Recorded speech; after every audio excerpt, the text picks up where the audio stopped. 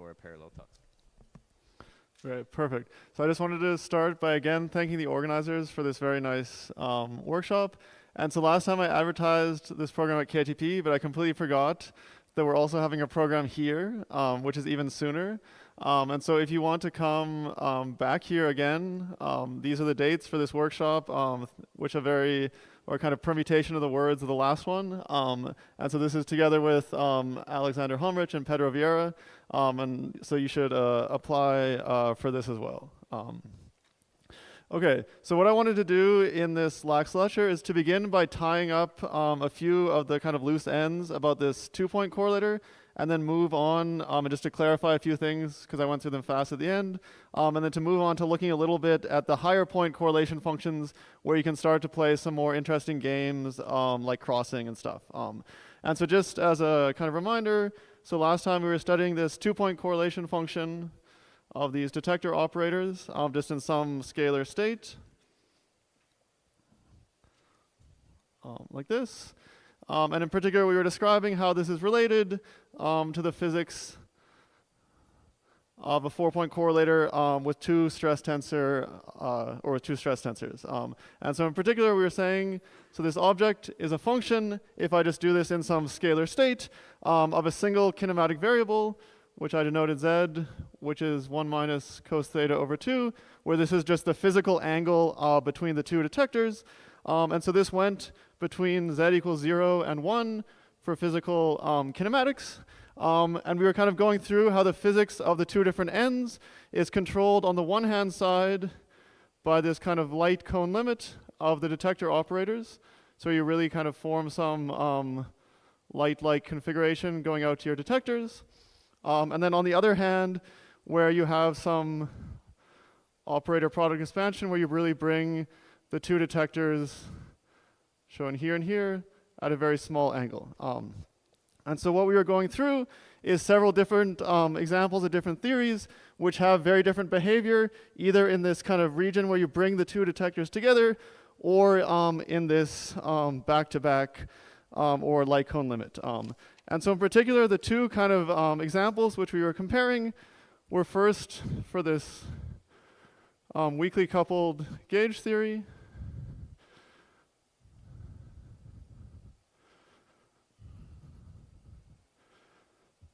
which I was always taking as n equals 4 as an example.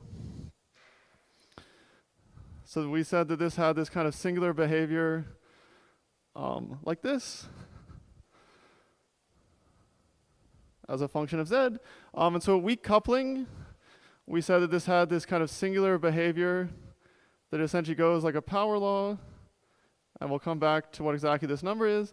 But this is some anomalous dimension, which a weak coupling is just small, so it's just some perturbative expansion. And then in this side, we had this formula, which we'll go through in a little more detail today. Or this.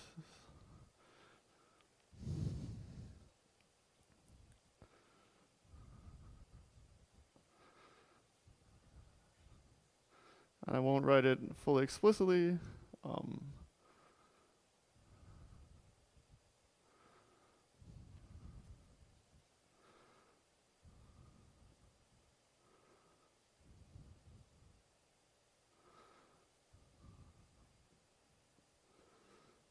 Like this, where this was specific to the case of gauge theories.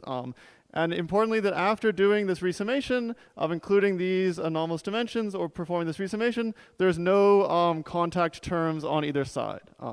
And then what we were doing was contrasting this with the case of gravity, which has a very different behavior, both in the collinear limit and in this back-to-back limit. And last time I drew this fast, so I just wanted to draw it a little bit more precisely to clarify some of the questions that were made. So again, this goes between z equals 0 and 1. And last time I kind of drew this picture, so it goes like this. But importantly, last time I forgot to make clear that there is a contact term, which is here, which is very important. And so we said last time that in this region, so in the collinear limit, this becomes completely flat. So it has a very different behavior. It's not singular as compared to the case of a weakly coupled gauge theory.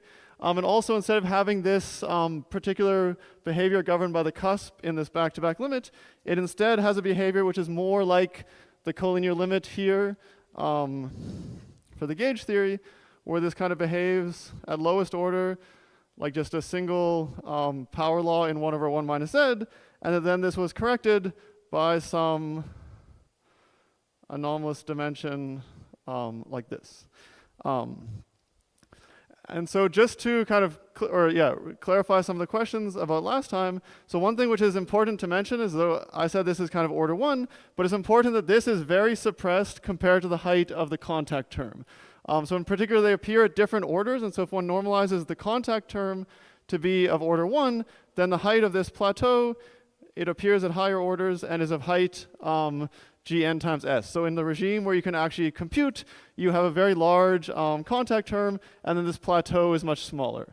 And so this relates to this question of if you want to try to kind of resum and make contact with having something perfectly flat, in perturbation theory, you're going to have a very low plateau compared with the contact term. Yes. What is the state 5 for this plot? For this, so this is just two gravitons colliding. And but how important is that choice of that particular state? So I think it's not really that important. So the fact that this will flatten, so again, this is a very perturbative statement. But so in this one, what one is doing is one is considering two gravitons. So this is in supergravity, or like pure Yang-Mills will have exactly the same behavior. And this is considering two gravitons annihilating into a whole bunch of gravitons.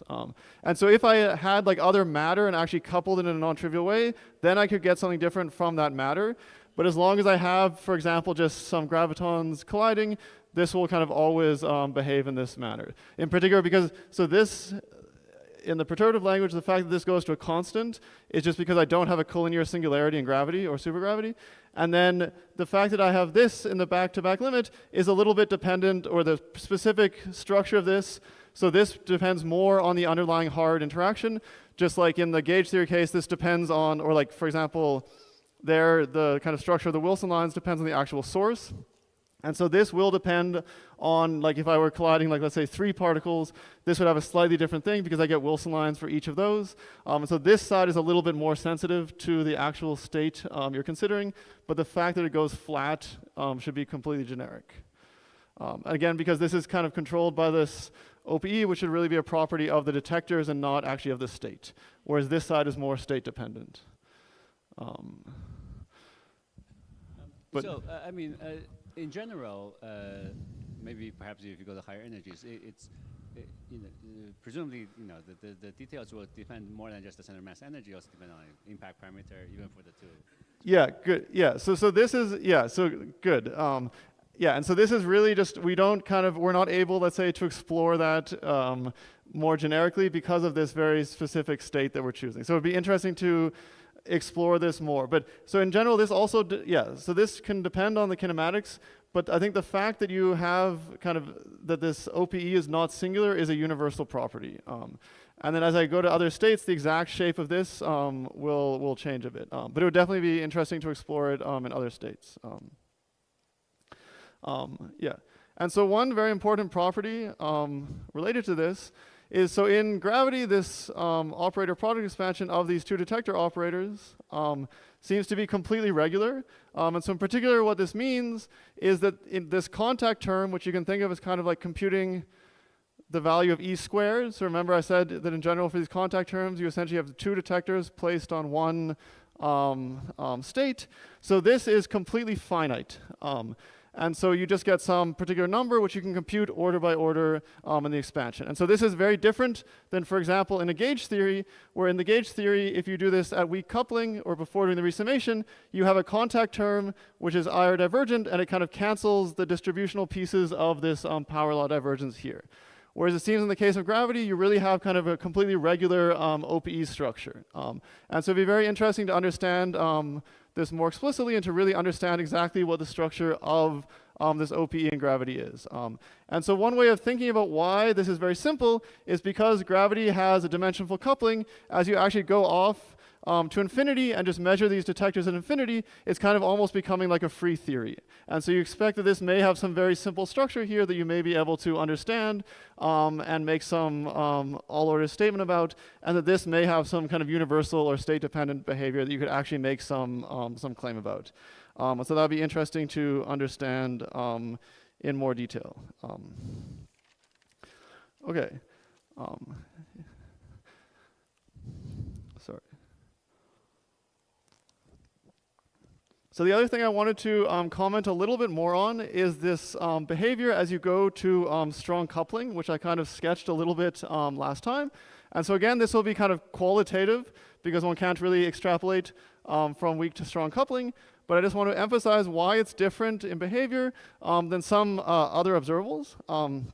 And so at infinite or at strong coupling, one expects that this should be completely uniform. And so one way of understanding kind of what happens is as one increases these anomalous dimensions, essentially what happens is that this flattens out. So as is, this is an integrable singularity, but it actually diverges at small angles.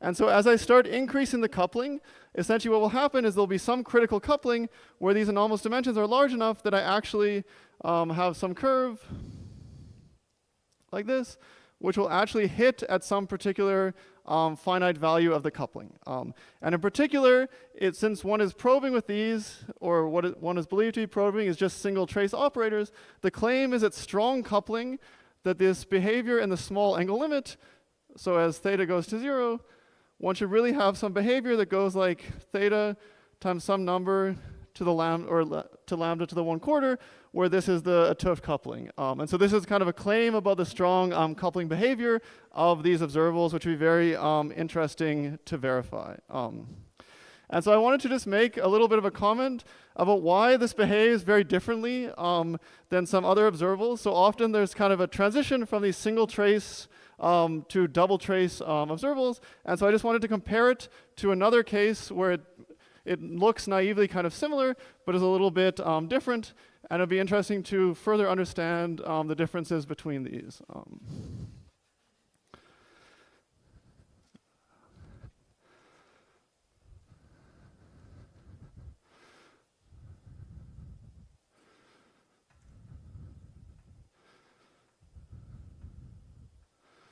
So there's another observable where you can do a kind of OPE and probe these low twist operators, which is the case of deep inelastic scattering.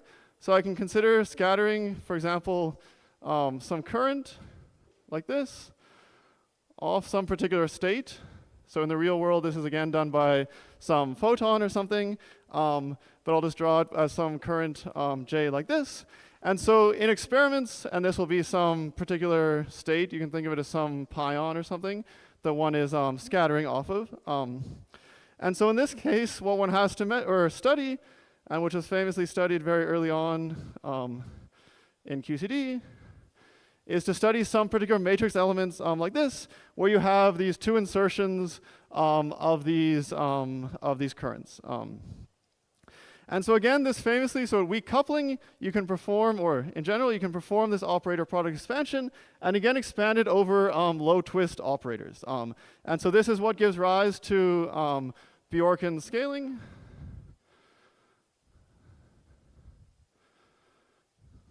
And so famously, this gives rise to a modification.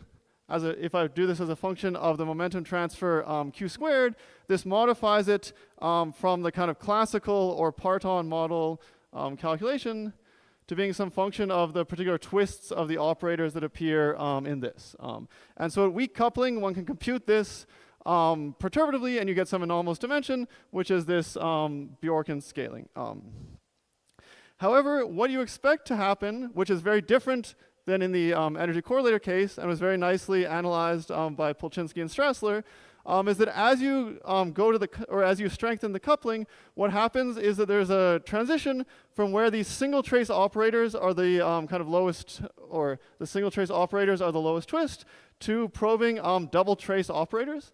And so the way of kind of thinking about this is as you go to strong coupling, you essentially have many kind of gluons or many interactions in here.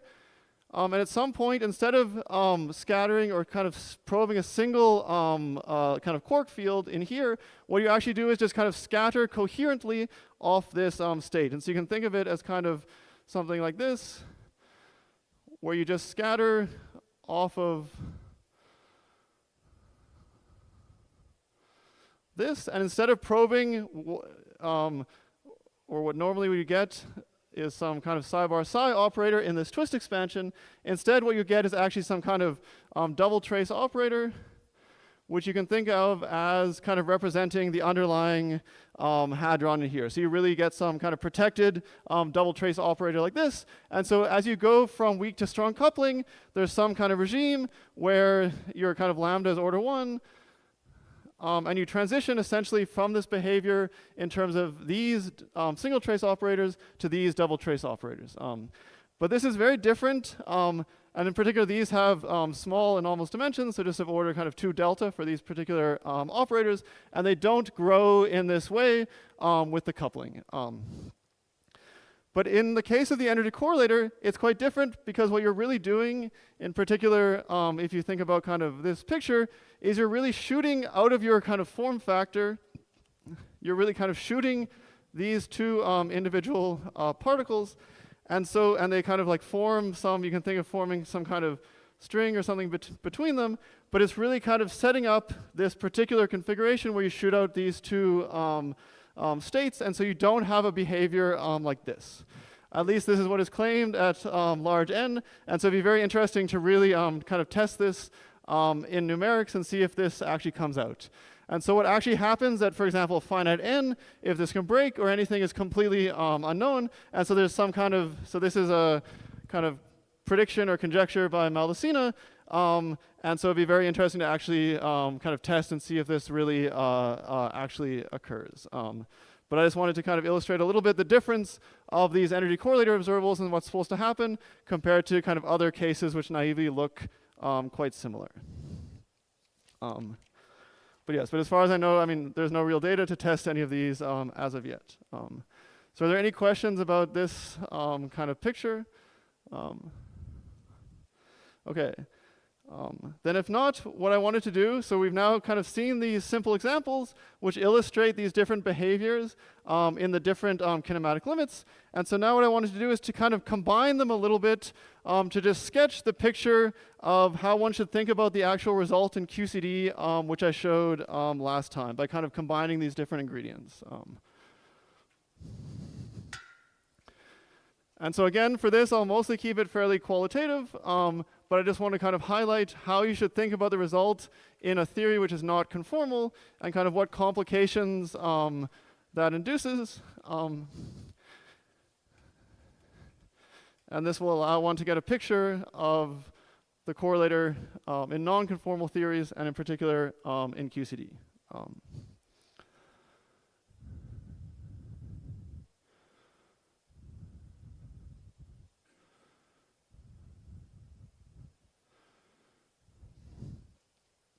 Okay, so the major difference if your theory is not conformal is that depending, so when you're performing this measurement, you have your 2 detectors at some particular angle, which is set by this variable z, and you've injected some total momentum into your form factor like this. And so the important thing is that in a non-conformal theory, this Q, or you can now set different scales. And so if you just do, for example, some measurement, for example, of the total cross-section, then the only scale in your problem is this Q squared.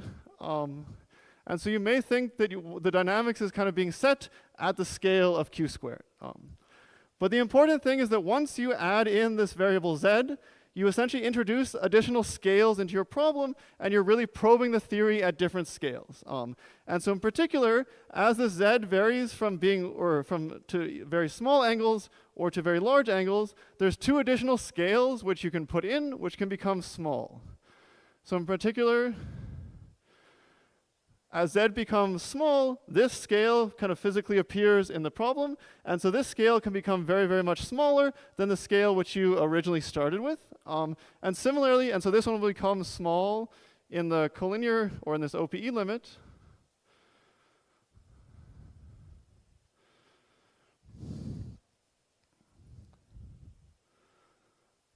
and similarly in the back-to-back limit, this scale q squared times 1 minus z becomes a relevant scale, and this also becomes important and is very much smaller than this scale q squared up here. And so one way of thinking about this in terms of the picture like this is that for the most part QCD will behave very much like these conformal theories. It's just that now as you go in these different directions, you're kind of probing, instead of just the anomalous dimensions, you're kind of probing some kind of renormalization group flow of these operators as you go in either direction. And so in the real central region, where z is about a half, you're really just probing the physics at the scale of mu squared equals q squared. And so if you're in some asymptotically free theory, you can just perform some perturbative calculation at that scale. And so in this picture I showed yesterday, this is just some picture. You can just compute things in terms of quarks and gluons, and you can do your perturbative calculation. As you go over to this side, you now have to start taking into account that you're actually probing things at the scale of q squared times 1 minus z.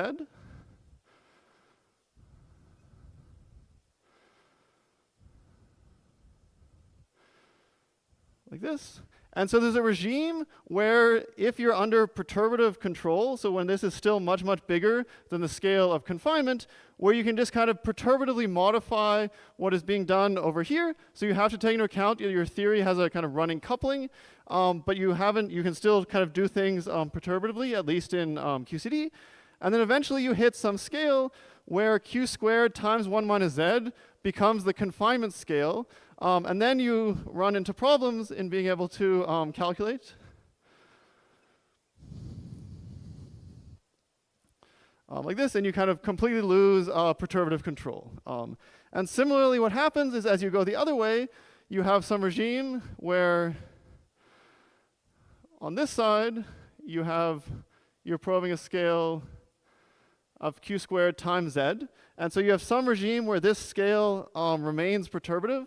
But you have to just modify what's going on over here in terms of a kind of running coupling. And then again, eventually you hit the scale where mu squared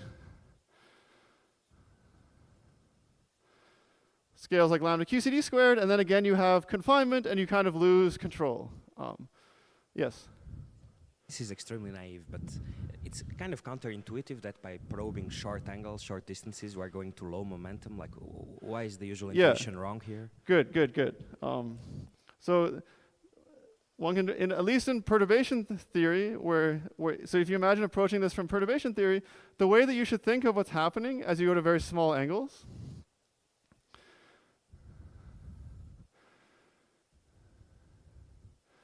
is I imagine some kind of splitting of particles into my two detectors, like this,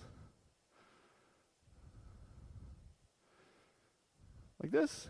And so one can now look at what the virtuality of this intermediate particle is. And so in particular, if you work out what its S, or its kind of a scale is, that this will be like E1, if I just do this in terms of these two particles, times E2 times exactly this 1 minus cos theta over 2, or this z variable.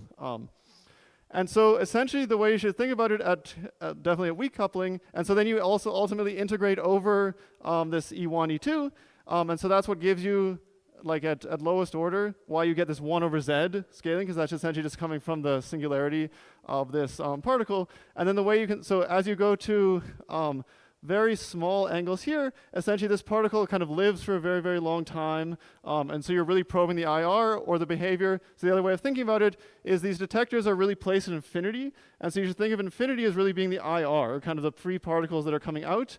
And so you have some kind of UV kind of behavior which is happening here, and then some IR behavior which is happening out here.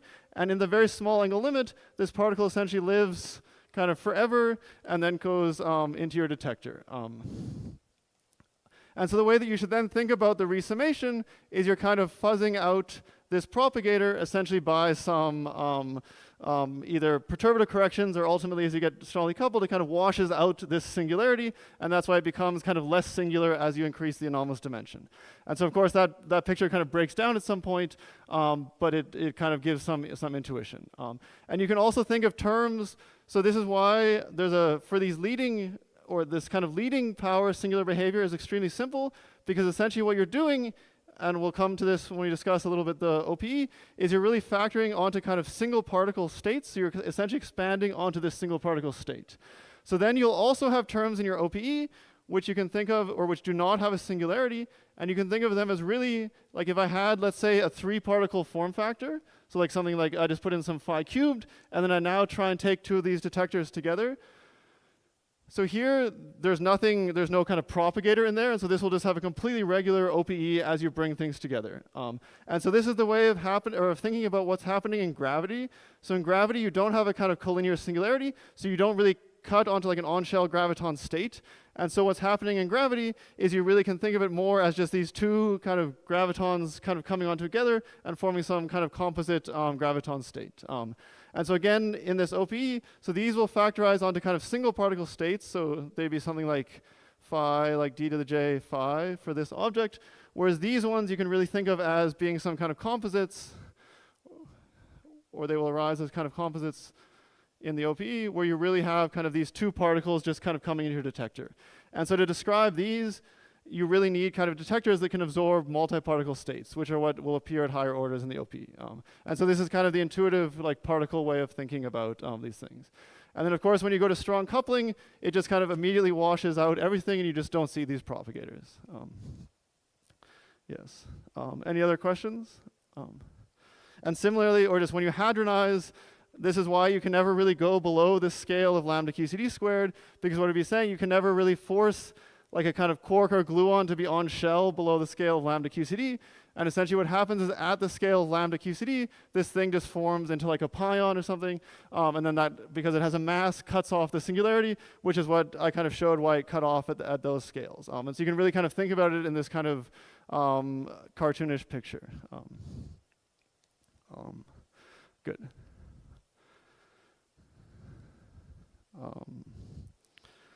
Yes, okay. Yeah, and so the way that you can think about this is as you go in these different directions, you're really kind of probing these operators at this kind of whole variety of different scales. And so in this case, you can't, or you no longer have these kind of very simple power laws, but you can essentially upgrade kind of this formula and this formula in very simple ways by instead of just having some power laws, you essentially get some kind of Callan-Szymanczyk type equation, which you can solve and which will give a behavior which looks very similar, at least in the regime, where you have kind of, let's say, perturbative control over the running of the, in the case of QCD, of the coupling, but more generally of the running of, let's say, operators in your theory. And so I won't go through this in as much detail, but I'll just kind of show schematically how the formulas are modified.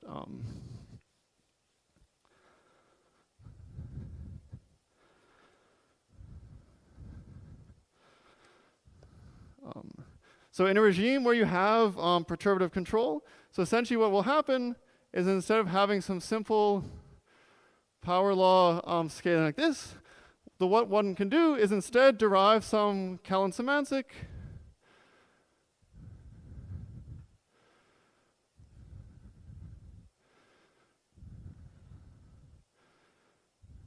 equation for the kind of operators which are controlling these detectors.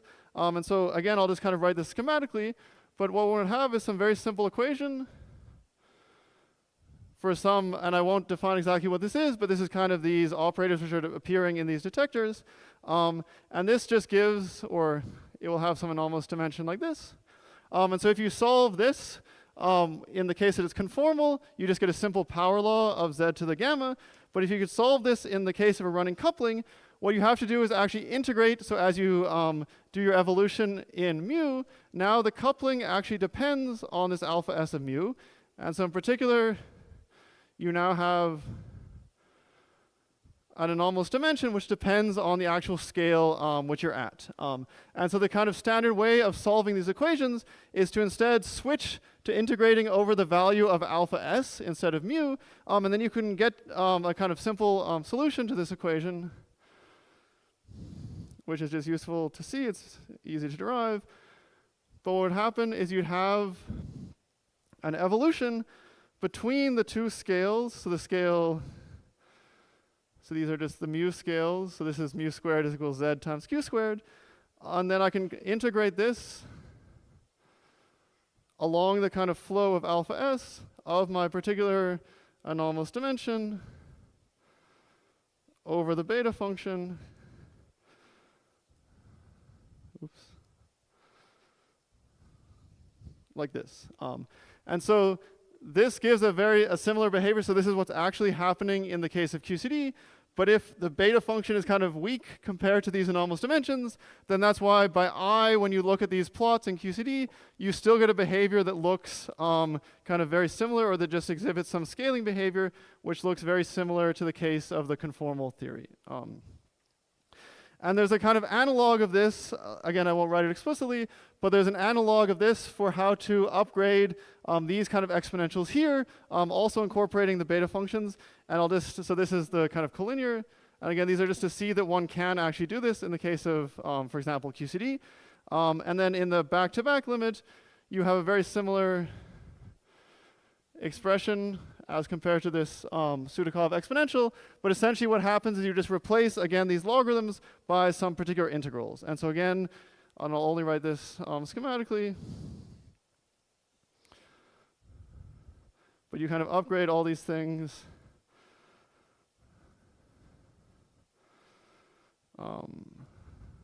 This one I'll just write as a... And so this is because now the cusp anomalous dimension actually depends on the coupling, which the coupling is running as a function of scale. And so this makes things a little bit more complicated to deal with, and is why the CFT formulas are much nicer. And then you can do it for the other terms like this. And so this is how, in the case of QCD, one can actually kind of compute these things. But it would be extremely nice to understand how to incorporate, or in the non-CFT case, how to perform, for example, some kind of conformal perturbation theory for these library operators, and really understand this in the case when I kind of, let's say, add some operator, which, and I just want to treat it to first order, because here we're really just computing it perturbatively, but it'd be nice to kind of upgrade all of this to be able to make more general statements in the case of non-conformal theories, which is something which has not been done as much.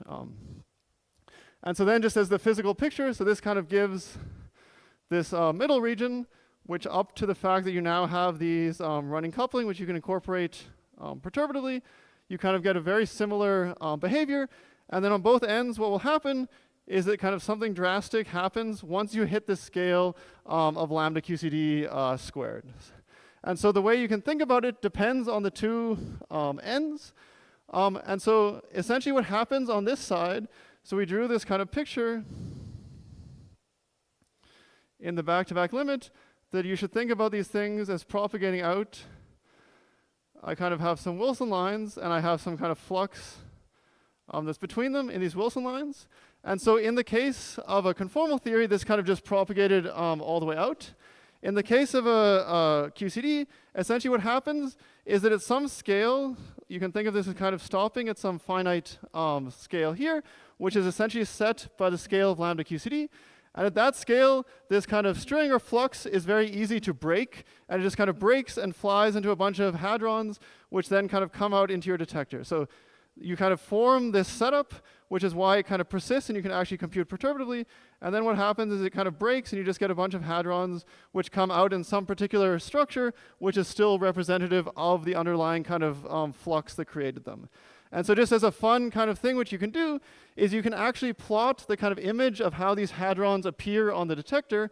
And if you look, or there's kind of nice plots of what happens, and if this is where the kind of two ends are, you actually see that they form a very nice, so if you look at the kind of imprint of the flux tubes, they actually kind of, you can see that they just form some nice kind of flux coming off into your detector. And so they're not kind of, you might imagine that they might just be kind of delocalized, but you actually really see this kind of flux tube behavior as you pull them apart. And so this is kind of imprinted, the underlying kind of dynamics of this is really imprinted into the behavior in infinity. And that's because essentially compared to the scale Q, this kind of string breaking happens very easily in QCD. And so this is why, for your question of trying to do this in, let's say, ADS-CFT, this is typically very hard to transition between somewhere where the string can kind of actually pull and somewhere where it can really kind of break easily once you get to some particular scale. And so that's what makes it hard to see these behaviors. And so essentially what happens in this perturbative regime is you kind of have this, the string kind of pulls and it begins to turn you over, and then it just kind of breaks, and then you just have some kind of essentially kind of this free set of hadrons which are going out and which are no longer interacting. And so it gives you this kind of nice picture, although this is somewhat schematic and is kind of extrapolating, but at least a kind of picture of what's happening.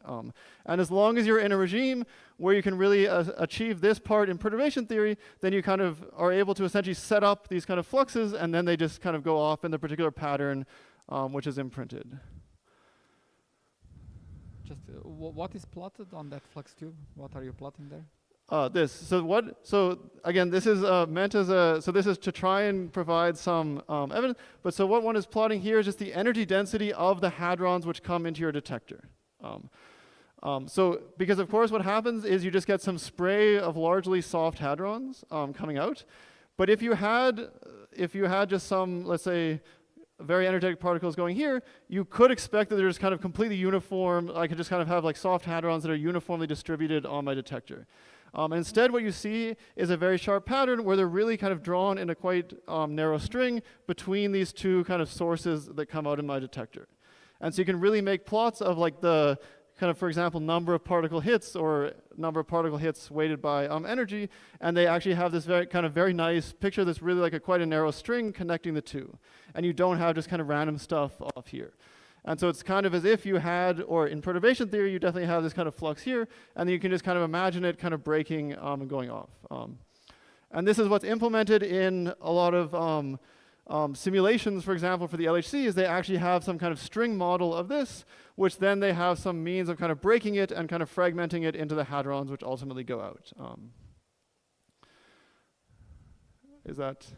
Yes, let me try to digest it a little bit. So this Wilson loop with 4 edges. Yeah. I thought it was not particularly thin or anything, that it was generic, but maybe I'm wrong. It's very thin? So this tube, because of the light-like kinematics, it essentially, so there's this nice paper that analyzes this by Alday and Maldacena, and so because of this light-like kinematics, what happens is it actually kind of compresses, even in perturbation theory, you can think of it as kind of, or it essentially compresses it so that there's kind of a flux once you do this resummation with the cusp up there, so you can really think of it as having some fairly narrow flux tube between these. So you can achieve this even in perturbation theory. And this is why you get this kind of double logarithmic behavior, is you really have some kind of essentially confined flux tube between the two. Or at least some like kind of perturbative version of that. And so this is very different than if you just consider some like time-like Wilson lines, then it's really just kind of like fluffy in perturbation theory. But here you really kind of get some behavior that behaves like a string, and then you're making some kind of wild extrapolation that at some scale it just kind of starts breaking apart. But you can really see some kind of imprint of the hadrons that goes, so that part is kind of like whimsy, or what one would like to see, but that's what's incorporated in the models, and you can actually kind of see this as some kind of imprint. And so this is why, kind of from the, let's say, QCD side, it's interesting for us to understand kind of systems where you can study this more quantitatively, and if you can consider like 1/n or string breaking effects, because right now this is, yeah, some wishful thinking of what is happening, of extrapolating from perturbation theory to hadrons. And what is the analog of that picture in a conformal gauge theory?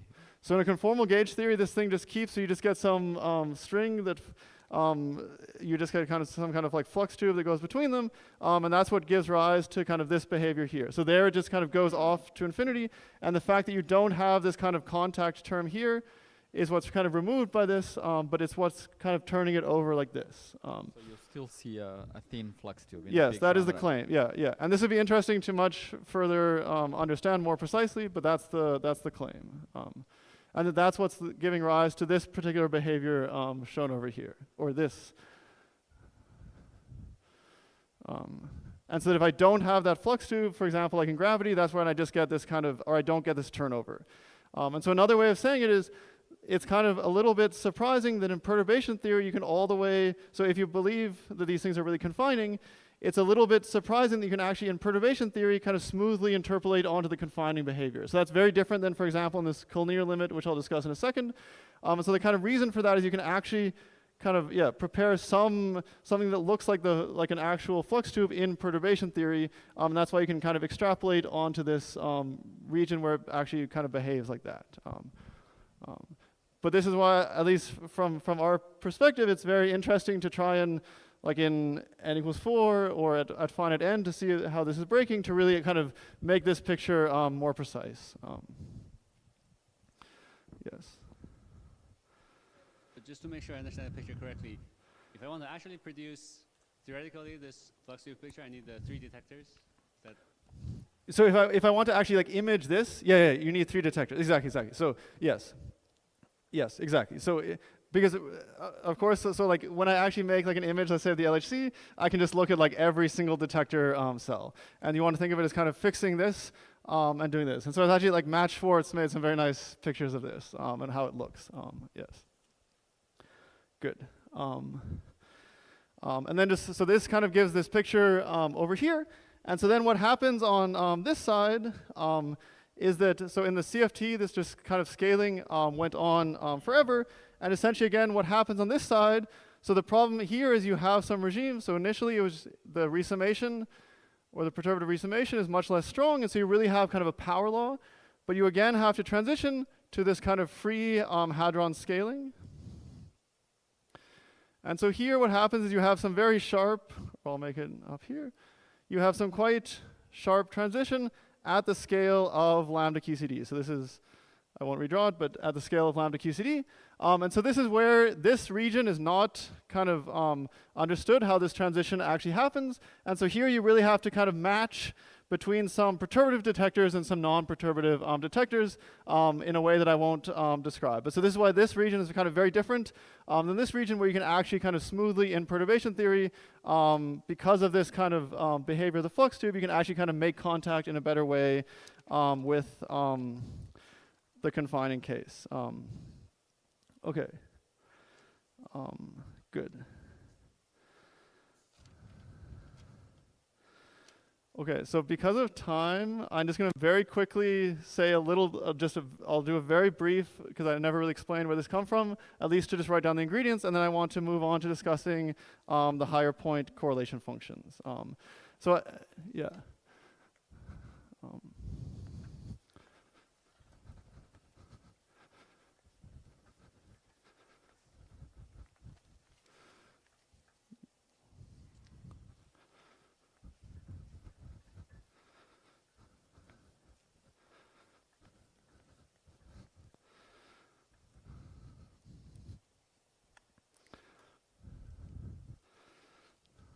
So let's make a quick comment on the back-to-back, or how you actually get this formula.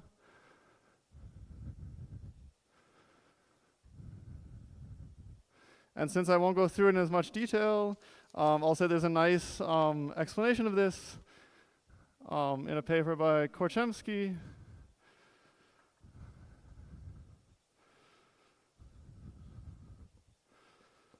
Shown here, but I just want to explain kind of very quickly where the different pieces of this come from. So, as I said last time, what one can study is these moments of the energy correlator.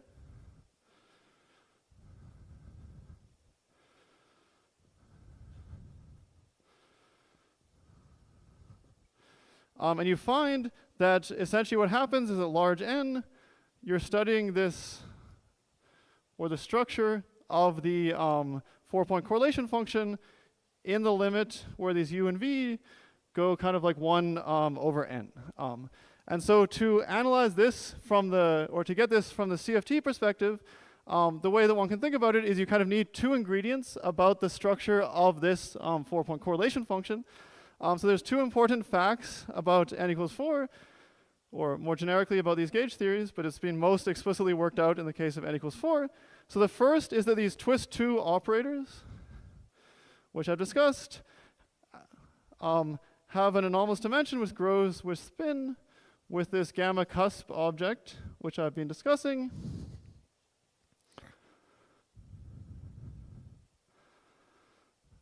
And then some constant offset. And so that's one important fact. And then the second important fact is that the structure constants, so there's also results for the structure constants, or the 3-point functions, of one twist2, so I'll just call it OS. So for one high spin operator, and then for two of these protected O20 prime operators that we were computing this object in. And so in particular, this object is known at high spin.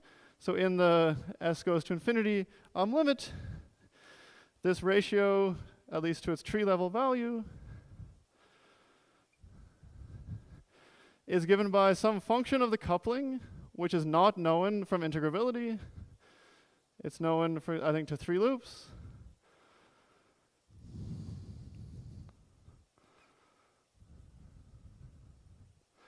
And then there's some function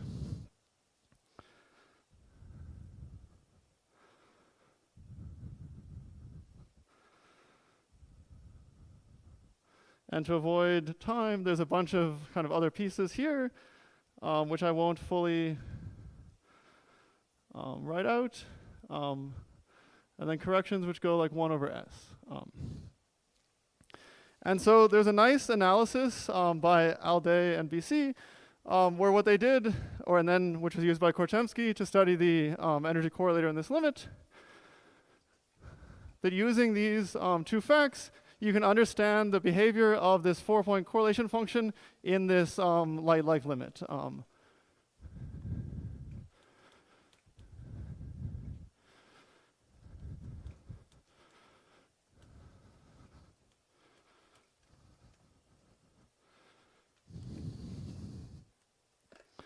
And so in particular, the way that one can do this, and I'll just write down very schematically in several steps.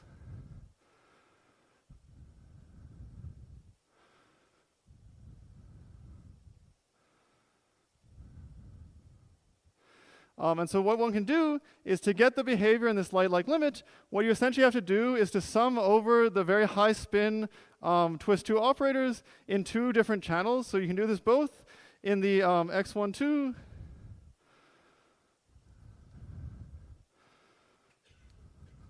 channel. You want to sum over operators with, and I'll write out the formula in a second. And then similarly, in the x23 squared to 0 channel, I'll write the spin of the operators in this particular way, like this. And so then what one can show is there's a very nice formula for the behavior of this function in this limit. And so in particular, it involves the square of this unfortunately unknown structure constant over there. And then you just get some integrals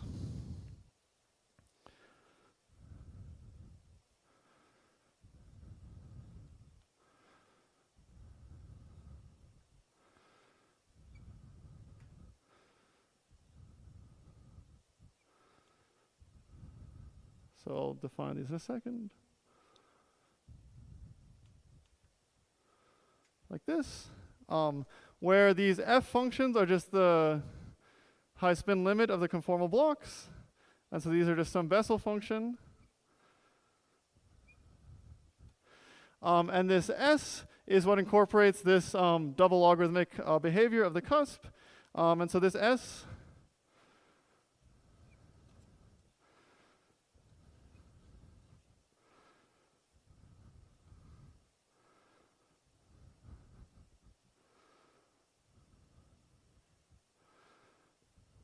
has some double log now written in terms of u and v.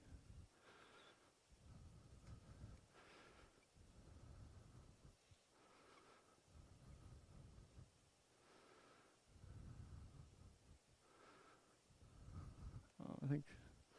So hopefully this is correct. This.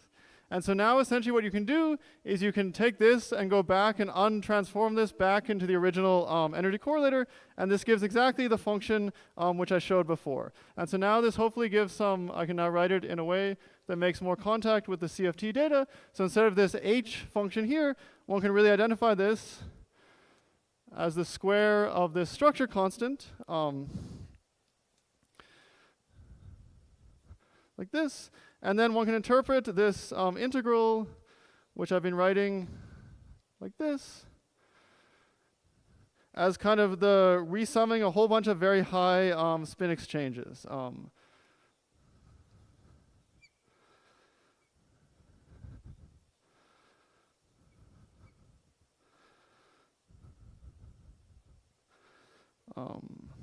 Again, like this. So hopefully that gives some intuition for where this comes from. And so as far as I know, this has only been really worked out explicitly in the case of n equals 4, where you really know the behavior of these objects. But it'd be very interesting to understand this in other theories in detail, like knowing exactly the behavior of these 3-point functions, because in particular cases you have an analogy with the Wilson lines, where you're able to immediately kind of write down a formula like this. And so it'd be very interesting to really understand these, in particular these high spin 3-point functions for understanding the behavior in these limits. And so sorry that's a bit rushed, but I just wanted to kind of highlight this, and you can read about this in quite some detail, in this nice paper by Korchemsky. But so hopefully that gives kind of an idea of where these formulas in the 2 kinematic limits are coming from. I thought many of those results that you quote there, they are not true just in n equals 4. They are. No, I think they should hold generically. Yeah. But as far as I know, there's no kind of, let's say, explicit calculations of like these 3-point functions, even in like, as far as I know, let's say in like ABJM, there's no explicit, like, let's say this one starts at 2 loops, and as far as I know, this is only up to some low finite spin. But this is claimed to hold kind of completely generically, but the explicit pieces that are entering are unfortunately not known even at like low loop order. And that would be nice to have. Okay, are there any more questions about this? If not, then what I wanted to do in the last little bit is to move on to looking at higher point correlation functions. And to just give a little bit of an overview of what is known about these and why they are interesting.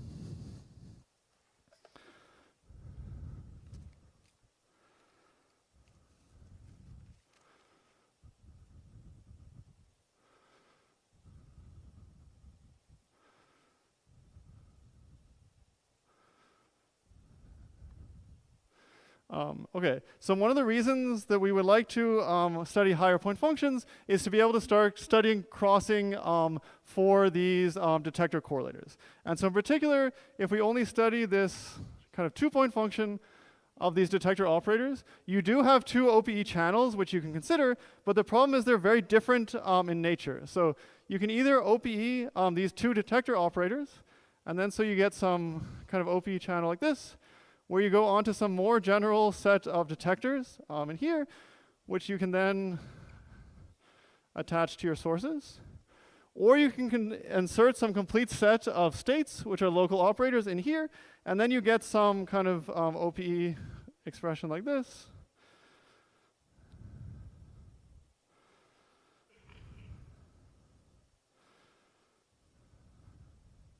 Like this. And so one of the problems is that this is a set of detector operators, whereas this is a set of local operators. And so in particular, while this is some equation which you can solve, it's not really understood, at least to me, how you can actually start to solve it. And so one thing which one can do is to instead increase the number of detectors, and then you can start having some interesting constraints just in the space of detectors. So in particular, one can consider, for example, a 3-point correlation function of detectors. And so if I draw these, I can either draw them kind of physically as locations, for example, at 0, 1, and Z of my 3 detectors.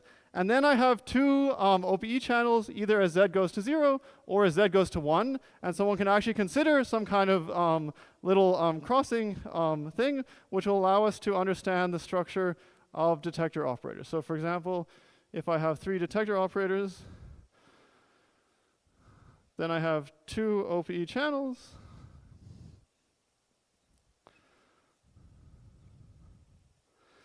Or like this.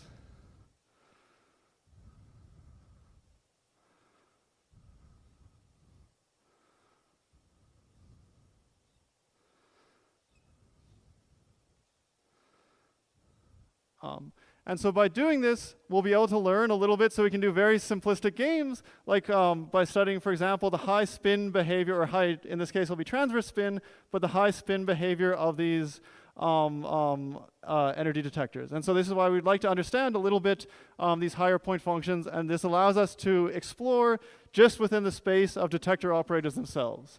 And so the other reason kind of why we want to do this and not do it with the source is that this also applies, for example, in gravity. And so we can kind of consider just these OPE and the singularities and make statements about the structure or the kind of behavior about these light ray operators just by studying this consistency. And so again, because these are very hard to compute, so these are now 5-point functions. So unfortunately, there's not that much known on 5-point functions. So instead, we again resort just to perturbation theory to generate some perturbative data where we can study these crossing equations.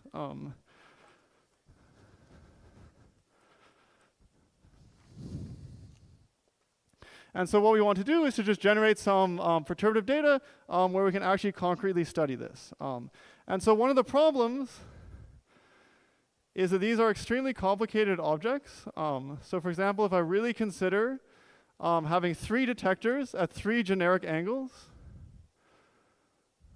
like this. This is now a function, so I now have 3 actual cross ratios. So I can call them zeta 1, 2, zeta 2, 3, and zeta 1, 3, where these are each, or these zeta ij, are just the analogs of this variable which I used before. And so one of the problems is that in this case, for example, the blocks, which one can decompose these are now complicated functions of all 3 variables. And so the way of thinking about this is that you've kind of really broken the symmetry down to some O3, and you can think about this as kind of being like blocks in some defect CFT with some spherical codimension 1 boundary. And so this is very complicated. So this has actually been computed for generic angles in n equals 4, but it's an extremely complicated function, and it's kind of a little bit unmanageable. And so instead, what we can do is we can take a kind of nice limit of these where we still retain interesting information about, for example, the associativity of this OPE, but where we can actually start to compute things and where these things have a much simpler structure. And so the limit that we can take in the kind of particle physics limit is called the kind of multi-collinear limit.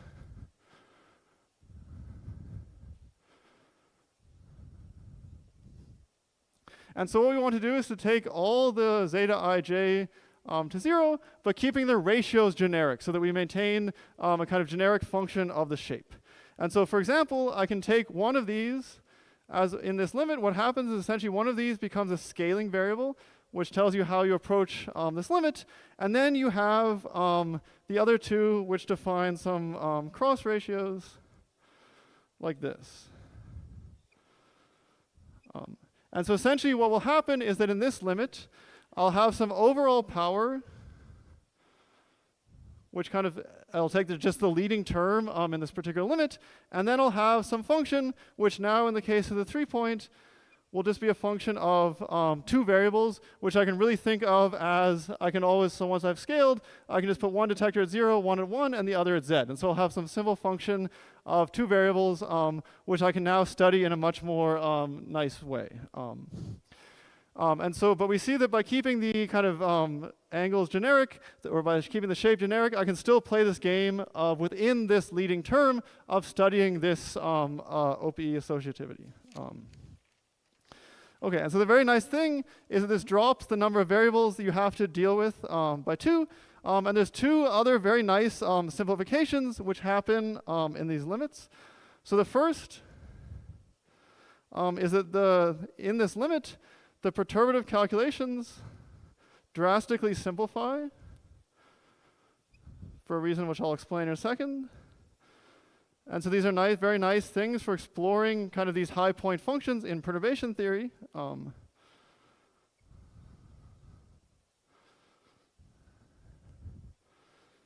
And the second is that the blocks also become and the decomposition becomes much easier to work with.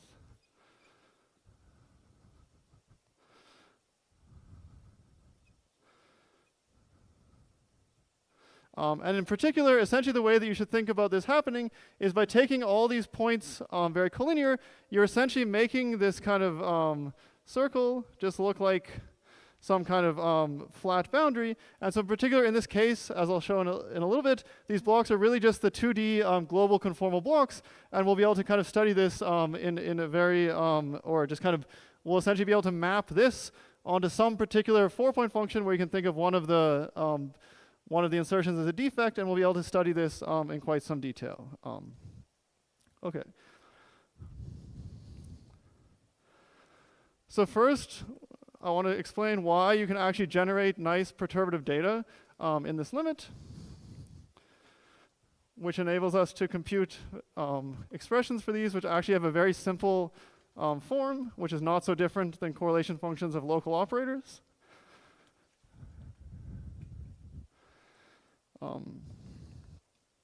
And so the reason that in this limit you can actually perform very nice perturbative calculations is you get two simplifications in your perturbative calculations. So remember when I described how you want to compute these perturbatively, what you need as in some ingredients is you need essentially some form factor which produces many, many particles, and you need the kind of squared form factor for this. And so this actually becomes relatively complicated if you want kind of multi-particle form factors squared, even in n equals 4. These actually become quite complicated. And so we need this. So we need some squared form factors. And then we also need to be able to integrate them to get the final result. And so when you take this multi-collinear limit, one thing which is very nice is that these squared form factors actually simplify in this kinematic limit. And so what happens is that these squared form factors as I take some cluster of these things collinear, they factorize. You can think of it, this again will be very schematic, as essentially some part that actually depends on the source, which we won't care about, times some object which depends, or which essentially describes a single highly boosted particle state splitting into a number of other particles, like this. And so this object is the part that will actually describe the detector limit in this particular case. And so this object is sometimes referred to as a universal splitting function.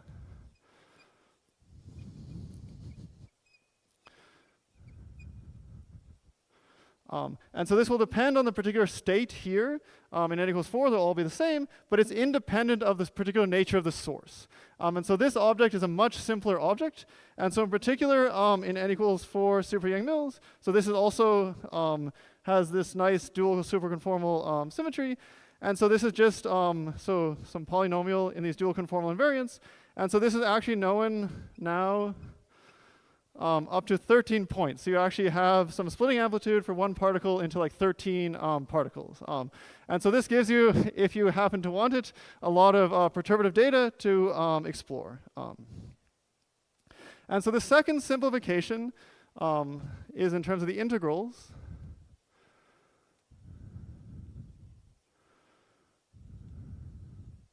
Which also drastically simplify in this limit.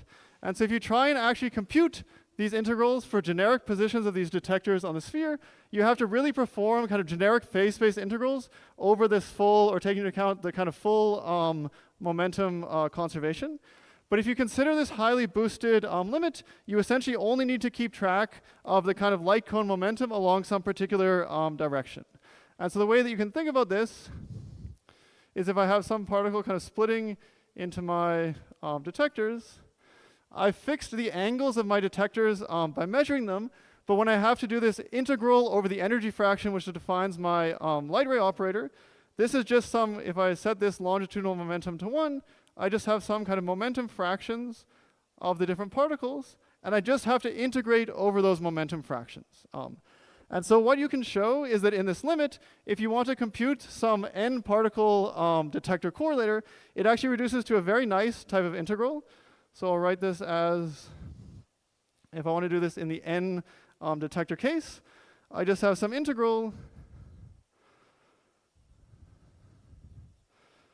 over all my momentum fractions. They have to add up to 1.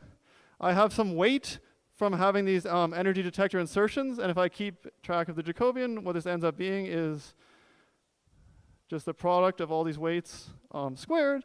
And then I have this universal splitting function, which I wrote down here, which I have to integrate over. And I'll write this as 1 to n.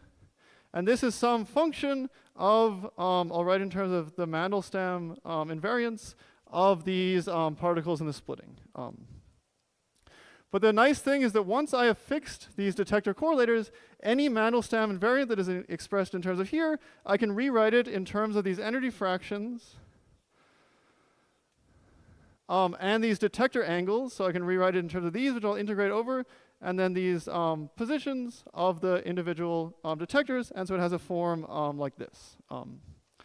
And so the nice thing about this, so if you look at this integral, you'll recognize that this looks very much like a Feynman parameter integral shown here.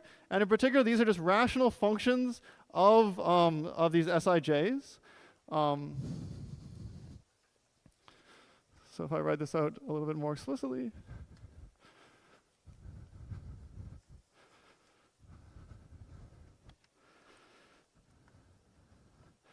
good. So this is a finite. So first of all, these integrals are by construction finite, and they're just functions of these SIJs. And so in particular, what they look like is just, I can have products, and I can have some like SIJK, SIJKL, of a whole bunch of different kind of products of all these different particular Mandelstams.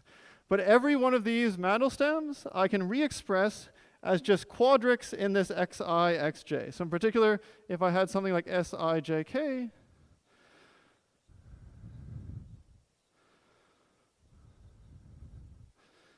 this just has a form like this.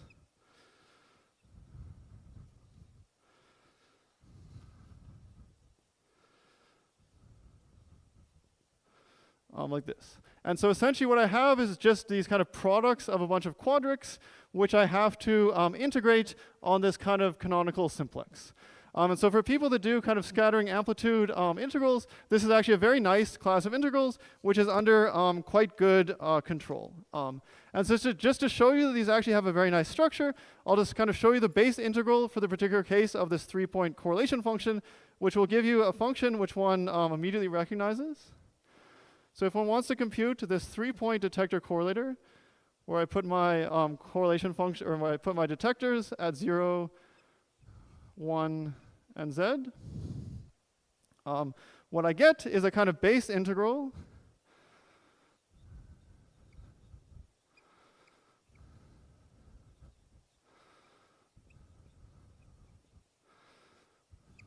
these will be, you'll have these two kind of generic powers, which won't matter.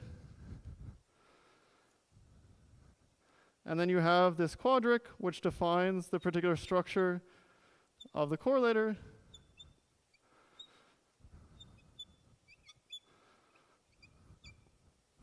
Like this.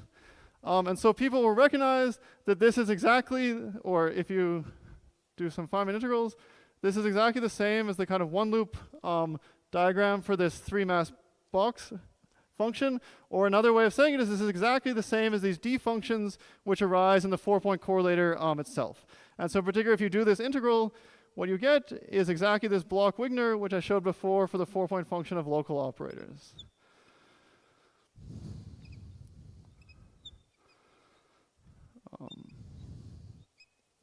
And so the nice thing about this is that these detector correlators in this limit actually have a very simple structure which you can compute in perturbation theory and really kind of manage. And so there's some other kind of plus dot dot dot terms like this, but it has this kind of very nice and simple perturbative structure where you can really kind of play with them. And so just as one comment, so even though this may look like it has some divergence as z goes to z bar, and so this is the kind of limit where this triangle kind of collapses down to here, this is actually exactly canceled by this piece, and so at least on the first sheet, this is completely finite. And so one can extend this to higher point correlation functions, and so you can see from the structure of the integrals that as you go to higher points, essentially each new detector you put, you get one more integral, and so you essentially increase the weight of the function at each order. And so we've explicitly computed, for example, the 4-point correlator in n equals 4, and it's some weight 3 polylogarithms. So now what I wanted to do in the last 5 minutes is just show a little bit how you can actually essentially map this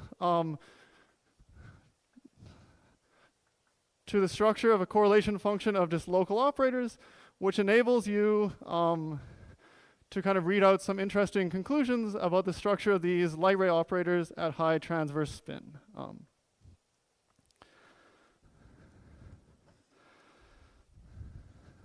And that will be the kind of last thing. Okay, so what we would like to do is now that we have these concrete examples, one would like to kind of play this game of doing this kind of crossing symmetry by showing how the kind of OP channel in one side is reproduced by the sum of operators on the other side. And so I'd hope to actually go through the structure of the OPE, but I will not do that for time. And so you can ask, there's many people like Peter and Marat that are very good at it, and you can talk to them.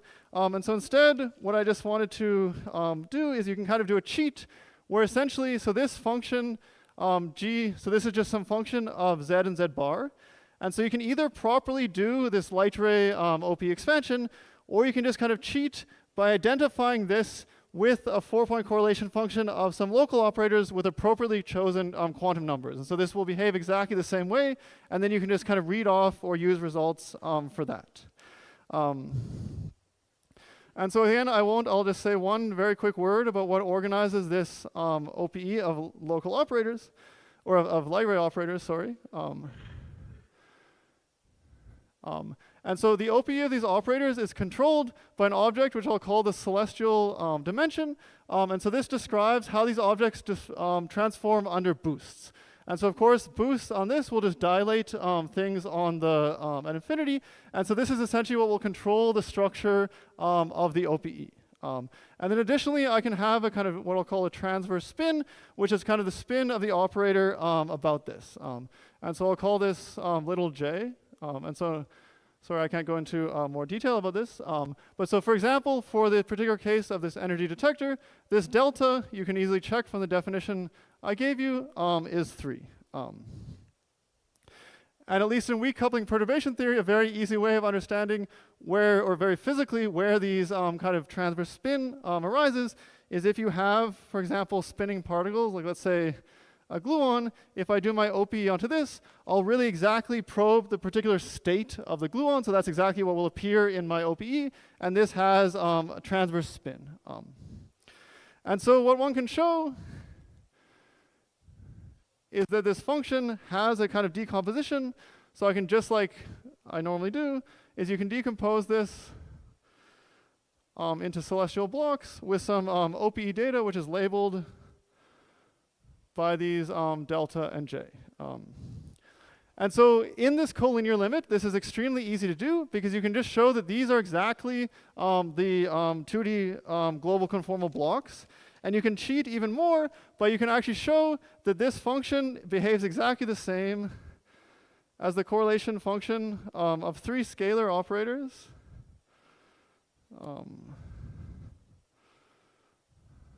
With dimensions, so with delta 1, delta 2, and delta 3, all being 3, which is just coming from the specific case of these energy detector operators. And then the delta 4, will depend on my particular source. So if my source is unpolarized, it will just be some scalar operator. And so this will have, oops, some delta 4, which depends on my particular source. So this you have to just choose as some input, and will depend, for example, if I have some quark or gluon state, which is producing this. But the nice thing about this is that the structure of these are very well known, and so you can just essentially use all the standard tricks for analyzing this, for learning about the structure of these light ray operators. And so in particular, one thing which one can do is to study, or you can kind of invert this, and to study the behavior of these at large transverse spin. And so this is really behaving, the way you should think about it is it's like a 3-point function with a defect, which is just the kind of source which you use to produce these things. Good. And so what you can kind of read off of this is just some kind of nice conclusion, or is that these objects, at least in perturbation theory, are now analytic in this transverse spin. So it kind of organizes now these light ray operators. I think I'm missing something basic. Shouldn't we be discussing the 5-point function because we are doing 3 detectors? Good. But in this, so this is where this limit really helps you. So when I take this kinematic limit, you can kind of think, so if I really have this O3, so I have here my detectors here, and then I have my kind of 3 detectors off here. So when I consider this kind of boost, essentially what's happening is that this object is kind of like a composite for my source and sink in this very light ray kind of light ray limit. So it kind of compresses into behaving as a 4-point function, and that's because I've kind of dropped the number of variables. But that's something. So if I do this for generic angles, it's a 5-point function. But if I take this particular limit, I essentially remove one of these as this scaling variable, and then I just have these 2 remaining cross ratios, and it behaves exactly like a 4-point function with this kind of defect or this source. And so one way of thinking about it is as I kind of do this boost, what happens is that these sources kind of move to like the North Pole, or the South Pole, I guess. And so I kind of have some composite object which I can dump everything into, which is just this kind of O4 object, and then I have my 3 detectors. So I've kind of chosen some conformal frame where these are 0, 1, and Z, and then this is my other object, which I just put whatever quantum numbers I need it to be. And so one can more properly do this by actually decomposing this with the kind of light ray OPE and showing that this holds, but one can also just kind of perform by studying the basic kind of boost properties that it's really just this particular object. From the 5-point function point of view, can I say that I did some limit on the 5-point function? Yeah, exactly. So I've taken this limit of these 3 first so I've taken like 3 of my detectors close, and I've taken, so the way you should do it is I kind of first take the overall 5-point function, and I take these objects as they go close. I do first an OP expansion in the overall, so in general this would be some expansion in powers. Let's say I scale this one to 0.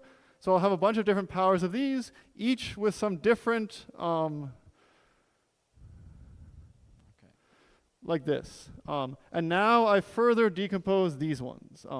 And so this is kind of a way of first breaking up the 5-point function. And then we're just studying the leading one in this because it will already give us some conclusions.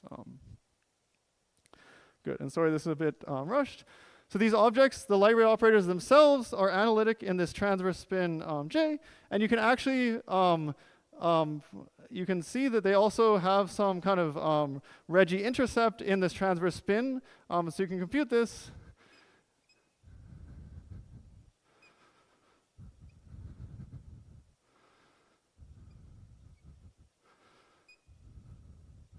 And for QCD, you find that this is at J equals 1. And so these are really just kind of mathematical analogies of these detector correlators, which we can use from this. But it'd be very interesting to understand, for example, what is the actual meaning of, for example, these Reggie intercepts or in transverse spin, or kind of how this actually organizes. And so one of the kind of reasons for trying to understand this is in the case of CFTs, we can always go back to the kind of local data, but in the case of gravity, one would like to really work purely in terms of the space of light ray operators and to understand how they're organized. And so this is kind of one simple example of crossing that one can study and actually learn something about these detectors. And so of course this would be very interesting to really start exploring it at higher point correlation functions. So once you go to, for example, 4 points, you now actually have kind of different channels. And it would be very interesting to kind of explore this. So now you actually have a whole bunch of different channels. And this will kind of really tell you or kind of allow you to explore the space of these higher point functions. And so ideally, in the future, one could actually perform some kind of bootstrap and understand these directly in the space of detectors. But since my time is up, I'll just stop here. And just hopefully I've convinced you that these are kind of interesting observables to explore.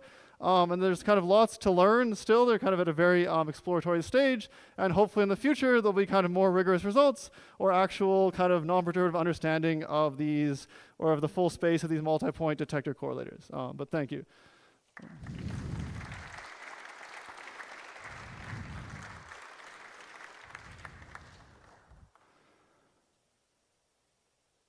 So I have questions for Ian.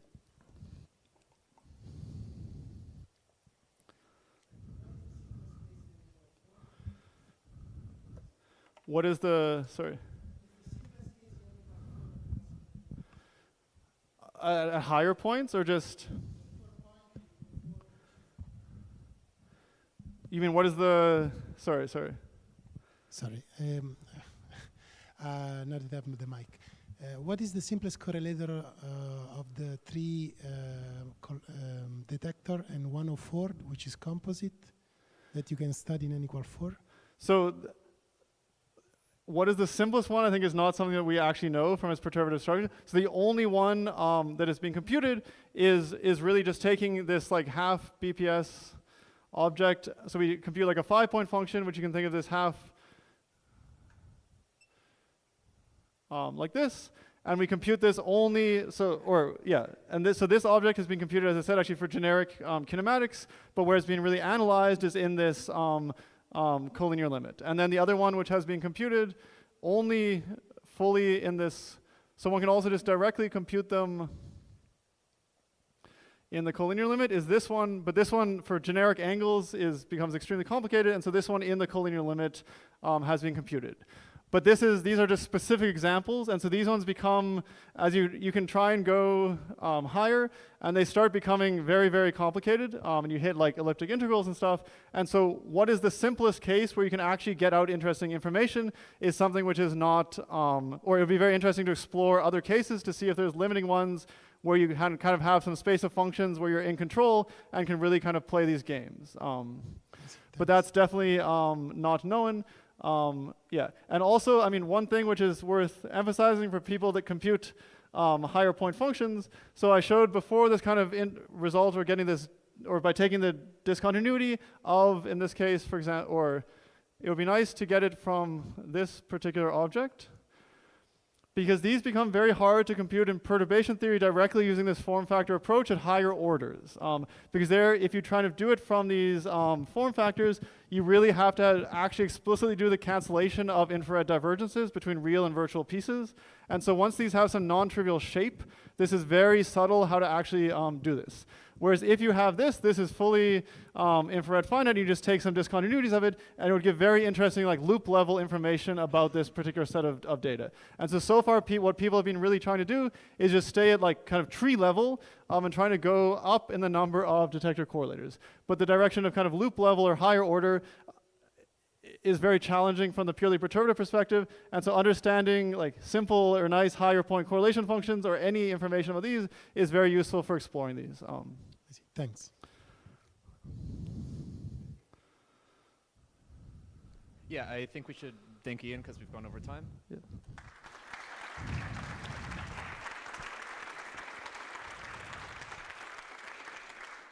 And let's meet at 11:50.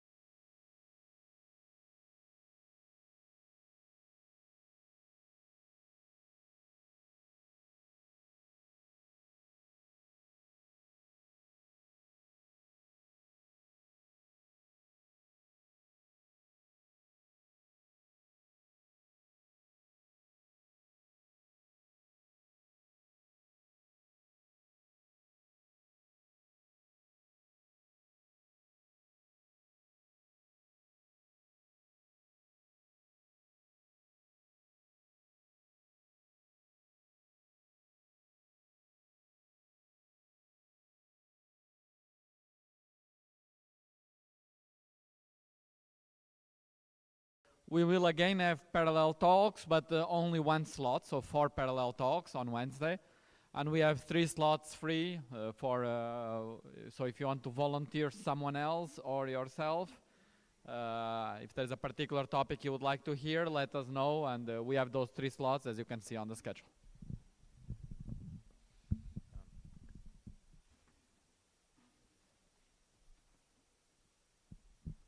Okay, it's time for the second talk of today.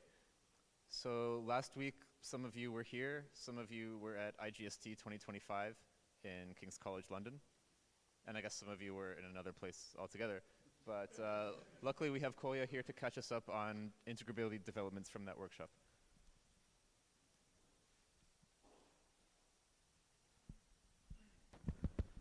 Okay, thank you for this opportunity to present not my research, which in a sense is kind of beneficial because knowing how tough you are, guys, so I really welcome you to trash my talk today.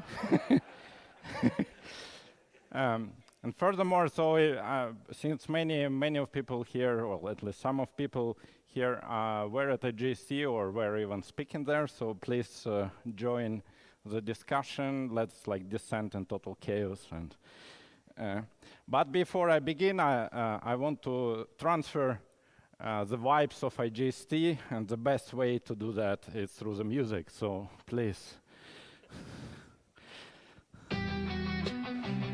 You can think all along because the text will appear. This sunny summer, we gather together. Our eyes are full of excitement forever. Equations dance like stars in the night. Theories collide in a beautiful fight. They want me to solve QCD, but my heart beats for N equals 4 sim-wham. You see, loops and strings, they call my name. And this world of math loves the game.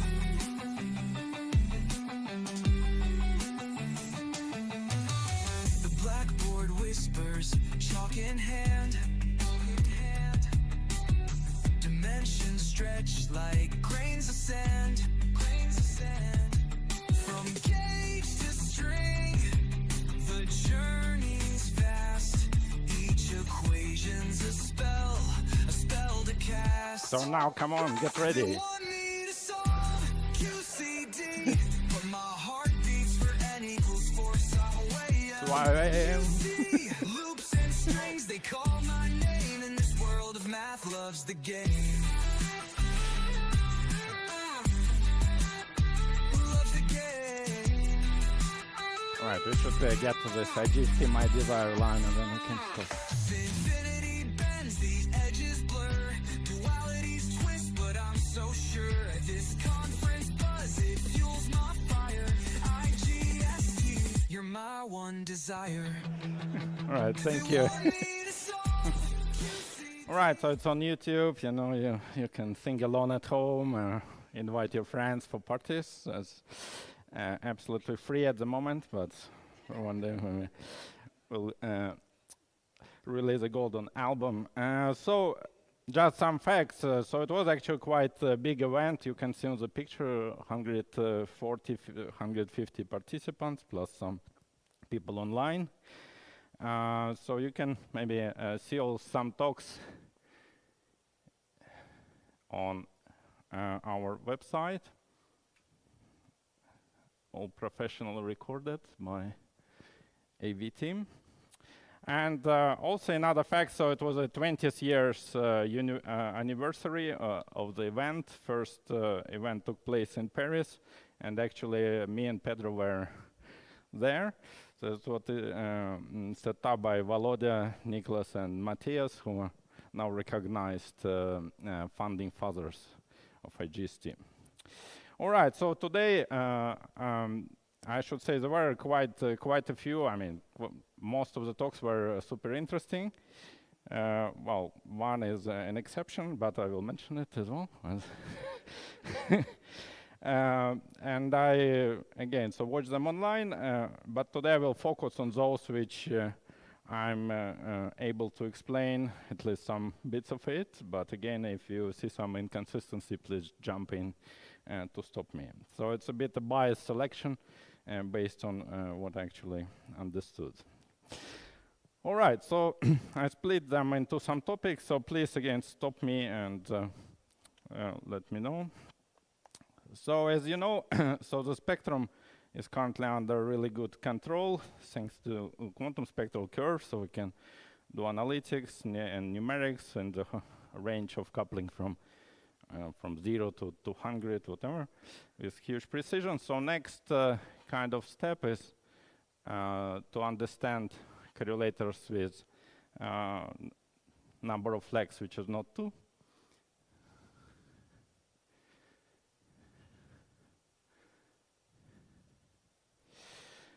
And there were a couple of very interesting talks about that. So first one, let me start from this one. So it's by Benjamin.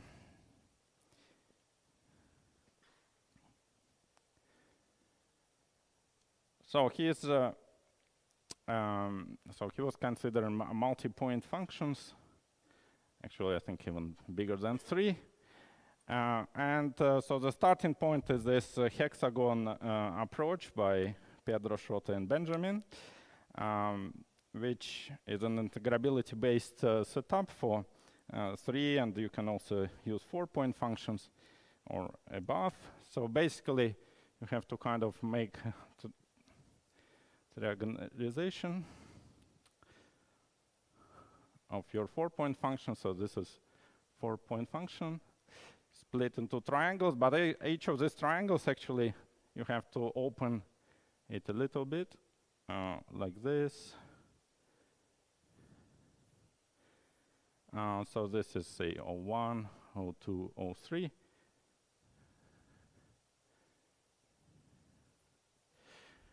Right, and kind of this hexagon contains half of the spin chain, so you know that you can map operators at weak coupling into spin chain language. So it's kind of you split each of the spin chains into 2 open spin chains, which doesn't have conserved number of particles, so you have to also take care of this combinatorics. And furthermore, to glue these triangles together, you need to sum overall states in between, which are gluing together these hexagons. So it's okay. Right, so there are, however, so some difficulties, as you can anticipate, with this approach if you want to go to high order and perturbation theory. So some complications. So first of them is that actually if you go to high enough order, you discover that there could be some kind of particles going around each of the operators, some virtual particles, which you sum over in these blue edges. And some of these contributions are divergent. So which is kind of natural, because you expect that you need to renormalize the operators when you go to high loops. So that's one complication which you can trace back to the fact that operators are needs renormalization. And the second problem is to glue. You need infinite number if you want to finite coupling. You need to sum and integrate over many virtual particles. Right, so so this like kind of main abstractions which stops us currently to getting, I know, finite coupling results for structure constants in general. But there are some particular cases where this can be resolved. So one of the ways to resolve it is to take operators to be huge. Right, in this case it takes like forever to cross around the particles, because each time you have to pay some degree of the coupling. And that was what resulted from 4-point function to this result of Caranano, which gave 4-point function in terms of quite explicit square of an expression known as octagon.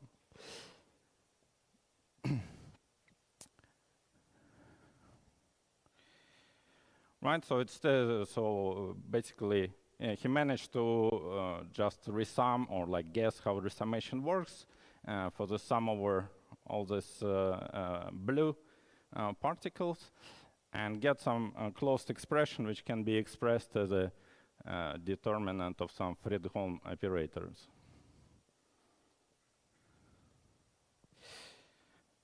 And so this was since then studied quite intensively, so it can be expanded at finite coupling, at strong coupling, or computed numerically. Right, so that's one way of dealing with that. And another way is all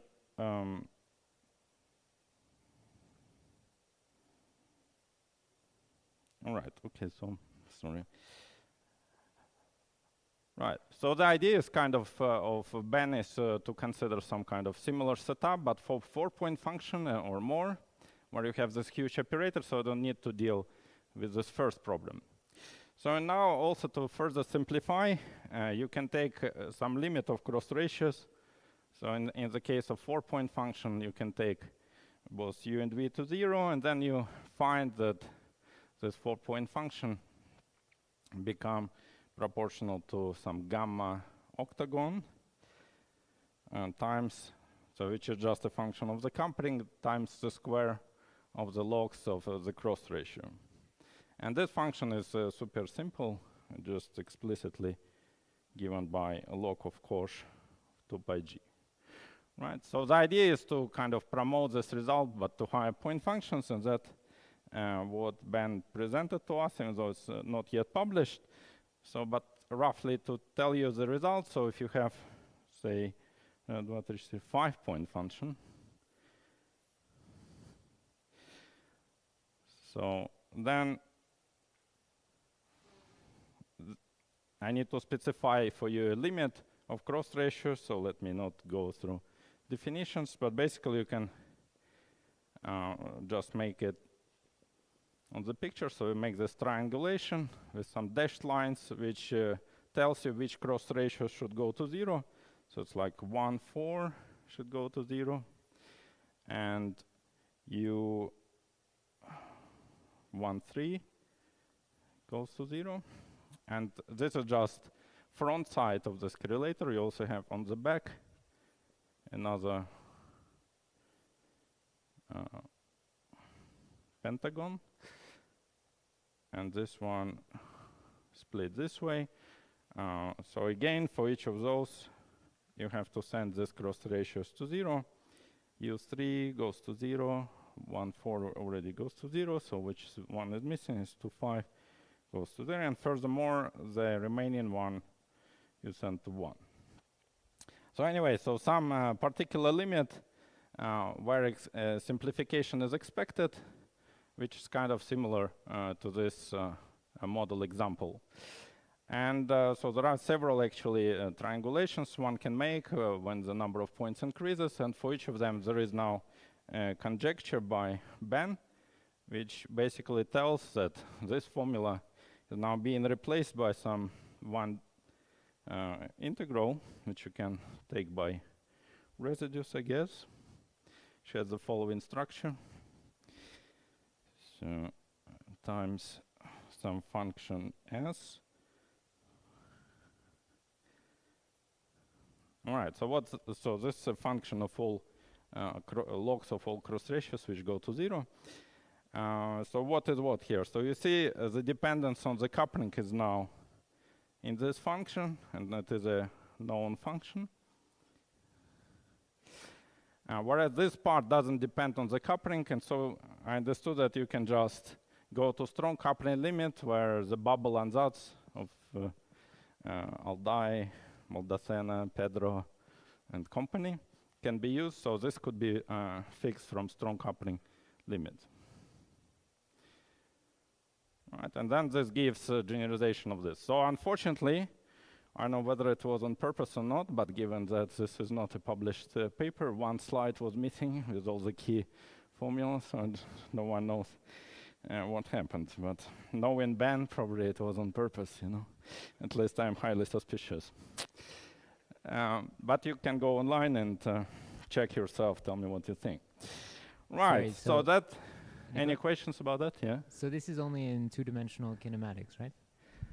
Two-dimensional, wow, is it like, I suggested that it is.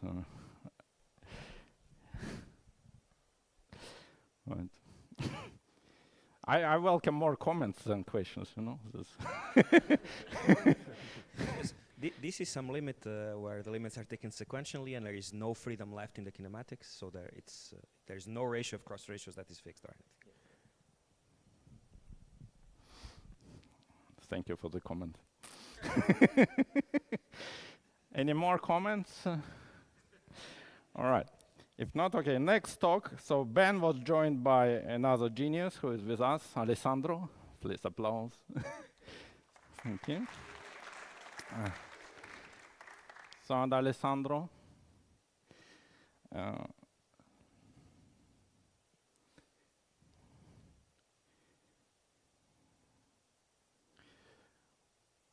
Right, so so that's kind of another way to deal with this set of problems. So this time they kind of, so it's already a few IGSTs back when they managed to resolve the problem number one, well, at least according to the very believable conjecture, for the case of 3-point functions. And the idea is basically kind of resonates with also SOV approach, at least at the deep fundamental level. So what is, maybe I should say a few words about SOV. So first, what type of 3-point functions? So the 3-point functions where you have 2 BPS and one unprotected.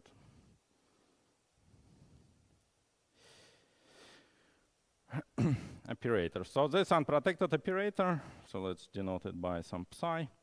Schematically, so if we go to spin chains, limit, so it is known that in integrable spin chains, the way to express the wave function, at least in some bases, is, well, I know that integrability, what it means that they exist a nice set of coordinates, the angle variables, where you can write your wave function in a nice way, which factorizes into just one-dimensional systems. And what is nice that actually, so this one-dimensional functions which appear in the product, so it's like analogous to hydrogen atom where you have angular dependence and like radial dependence and so on.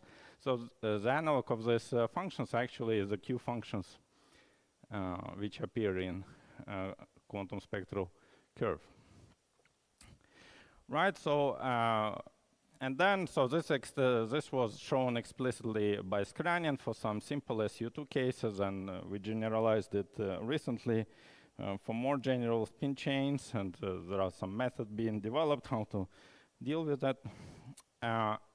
But even though we don't know exactly what this formula is for n equals 4 yet, the belief is that you should be able to encode all the information about this unprotected state by just injecting some Q functions into the game. Right, and basically this was a little bit aligned with the original proposal by Benjamin and Alessandro, where they took some ingredients, some particular Qs, and they kind of embedded it into hexagon. And as a bonus, that related took care of all these divergences which were appearing in the original formulation. While you still have to, however, do this infinitely many sums and integrals over these blue virtual particles. And so that still remains the problem in this approach. And in this particular paper, what they did, they consider operators of the type everyone likes. So it's twist two operators with spin s, but in the limit when s goes to 0. All right, so here you can ask a few questions like why, for example. That's the most polite way probably to express it. So okay, why s to 0? First, obviously s is an integer, blah, blah, blah, blah. But I mean, already for a long time, we know very well it's under control how to analytically continue in spin. So we can compute anomalous dimension for non-integer spin, no problem. Not integer. So actually, it's you can go into fully complex plane and make the Riemann surface of anomalous dimensions. And then, so let me plot this picture. Say if you make this Regge trajectory for these operators, then you have a point 2, which is special. This corresponds to the BPS operators when, sorry, this should be spin delta, where delta equal to 2. And then, so it looks roughly like that. So this point corresponds to the BPS operator, so this doesn't change with coupling. And expansion around this point is what we are going to consider. So when s is 0, this is BPS, so everything is kind of boring in the planar case. But the advantage is that if you expand, and you can, well, analytically expand up to second order, you can solve actually quantum spectral curve analytically in S.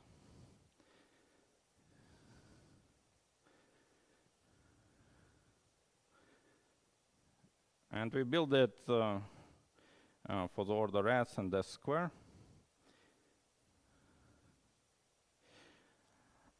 Right, so this is known at the level, it was known at the level of anomalous dimensions. And furthermore, like, okay, then you can ask, like, who cares about S and S square correction? But actually, it's very useful because at strong coupling, what happens, this curve just flattens out completely. And if you take corrections in 1 over G, then it just bends a little bit. So at each order in lambda, it is just a simple polynomial. So S of delta, so where's this formula? So actually it's better to write this way. So delta square is J square plus S square over square root of lambda, S to the 4 lambda, and so on. And then if you know the expansion in S, then basically you can fix analytically at strong coupling at any order in lambda the coefficients of S square and S to the 4 and so on. So this then in combination with classical limit actually allows you to compute at the end the anomalous dimension of the whole trajectory for the first 7 orders and analytically with all zeta functions and so on. So actually it's not totally mad, this limit. I hope I persuaded you. And also it's a limit where all this Q function becomes super simple. So to the leading order, some of them just become identity. And then when you add corrections, so they're still quite simple. So, and then they plugged this solution to their proposal, and they managed to reconstruct, in particular, the strong coupling behavior of the structure constant, which like goes roughly like that. So there are some zetas, square plus 1 over lambda, some number times S, some number times S square, some number times S cube.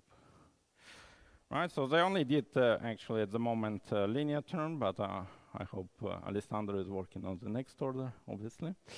So which means that they only computed this term and this term.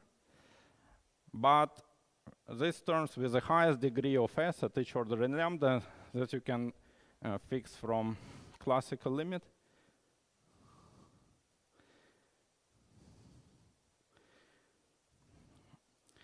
So these terms are also fixed.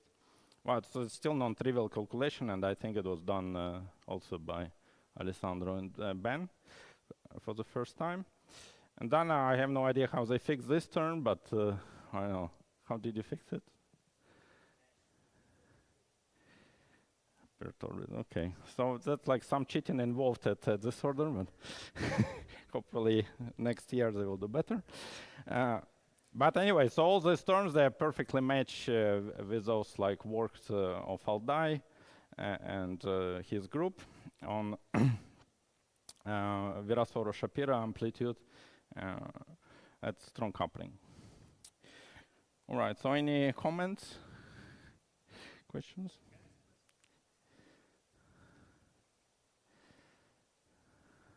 What are the variables of the wave function? Sorry? What are the variables the wave function depend on? Well, I mean, so first, so at one loop, the wave function is just a spin chain, so there are just like up and down, right? So there are indices, so just the tensor of the rank L. Yeah, I just meant in this factorized form, what are the special parameters? These are just the... Yeah, so I mean, exact map, so you can work out the change of coordinates in the like one loop or maybe two loops. You can work it out, what's the change of coordinates. Then at high loops, this question becomes a bit ambiguous because the wave function itself is scheme dependent, right? So there is a scheme dependence and what you would call the spin chain wave function already at 3 loops. So whereas this right-hand side, I mean, even though schematic, but it remains meaningful, non-perturbative. Maybe what I'm asking is, when you say this function is factorized, what is the basis that? Right, so this should be especially like in hydrogen atom, right? If you write it in XYZ, it doesn't factorize really, but in spherical coordinates it does. So there's some analog of spherical coordinates. What explicitly this basis is, no one knows. But at least it's already helpful to believe that there exists a basis where the wave function can be represented in terms of the objects which are universal. Because this basis wouldn't depend, for example, on the states, right? So once you fixed your expression, then you can just replace Q function by Q function of a different state, and the expression will be valid for infinite many observables, right? So there is an element of unknown. It's like, what is this basis? But that's why people are currently trying to find guess expression in terms of Qs, and then once you replace Q by another Q. But there isn't some kind of, say, beta string type way to say what the basis is? Well, so again, so it's worked out in details, for like one loop where you have Heisenberg spin chains. There you can do it. It's still non-trivial change of basis. You have to do this A/B operators, you know, of Skrianian algebra. So, in case this tells you something, A, B.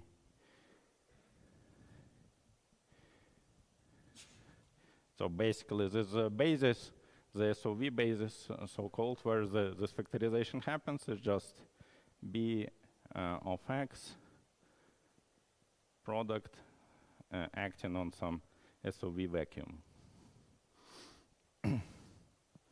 So there is a way to construct them. But in general, it's unknown. And furthermore, the number of degrees of freedom should increase. So that's probably the next. But before, any other comments or questions? Alessandro, did I say represent correctly? Yeah, all good. So I don't know why you took half an hour then, you know.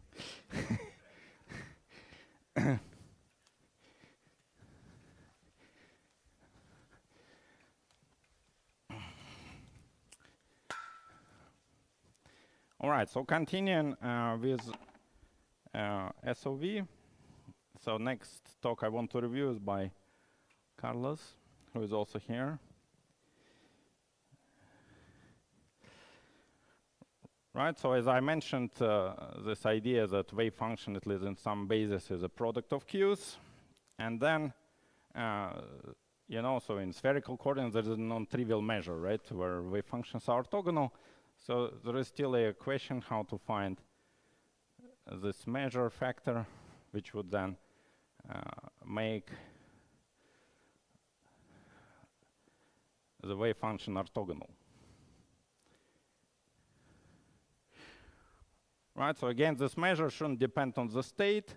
It should be just a property of this unknown coordinates to which you have to pass. But what we have shown that this measure actually can be fixed just based on this requirement. And this gives overdetermined set of relations, which gives you this SOV measure. For the case of the just Heisenberg spin chain of any rank. All right, but now we know that the asymptotic beta ansatz is, roughly speaking, you just take the corresponding Heisenberg spin chain and replace everywhere the spectral parameters which appear as a difference, say. You just replace it to the Zhukovsky variable, which depends on the coupling. So with a shift. So minus x, k, I guess minus over 2, divided by the complex conjugate, defined like this. So when the coupling goes to 0, x just become u over g, so it's exactly the same. And you get back to the xxx spin chain. But then by just deforming, you get the equations which are valid up to the wrapping order, which for long operators is a lot. Right, so that process is called Zhukovization, I believe, by some people. But I think it's a term coined in your paper, I guess, but makes sense. So once you have this idea of Zhukovization, you can try also to take some expression for the measure in the XXX spin chain and Zhukovize it as well. Right, so this is basically what Carlos was doing, but there is a very non-trivial step. So first idea is Zhukovize mu. Right, but non-trivial idea is the following, and it's kind of I like it because it's very natural.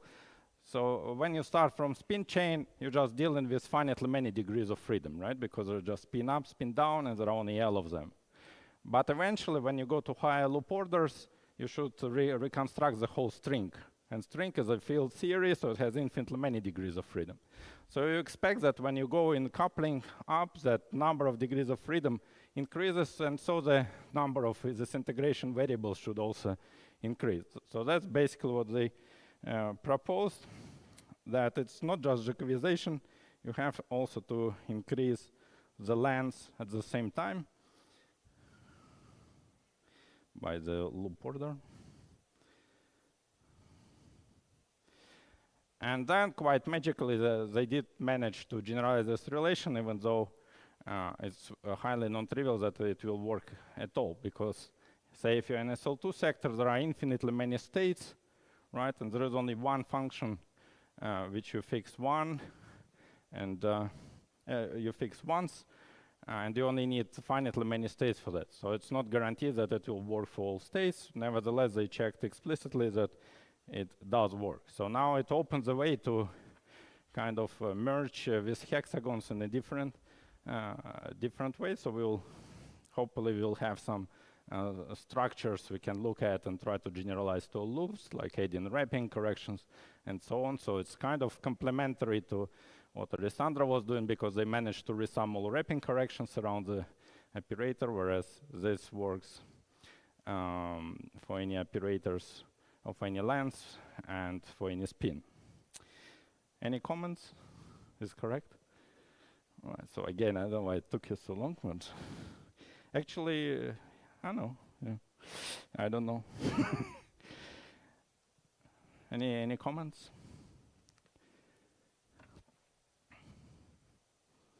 Come on, help me. I need to rest a bit.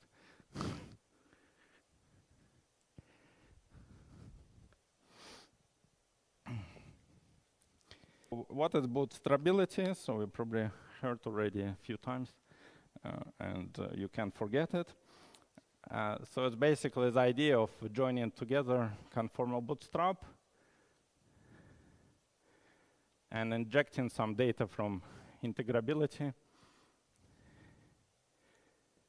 and if possible also some integrated correlators.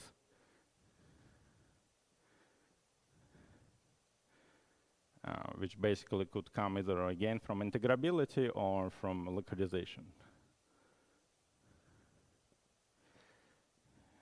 All right. So staying away from technical aspects of this. So basically, if you don't do bootstrapability, you just do bootstrap, then bootstrap. Is it correct? Because I don't want to misspell bootstrap on this conference. This would be a crime. If you just do bootstrap, then there was a paper of Shai and company, and what they were bootstrapping is obviously n equals 4 super-rank mills. Otherwise, you know the song. I don't need to repeat. And this is actually what the bootstrap is: dimension of Kanishi as a function of coupling. And then what they did is this nice curve. However, you know, in Bootstrap, it's not about curves, it's about domains, right? So and if you make the domains, then it becomes slightly less impressive. That's what the bare bone Bootstrap gives to you.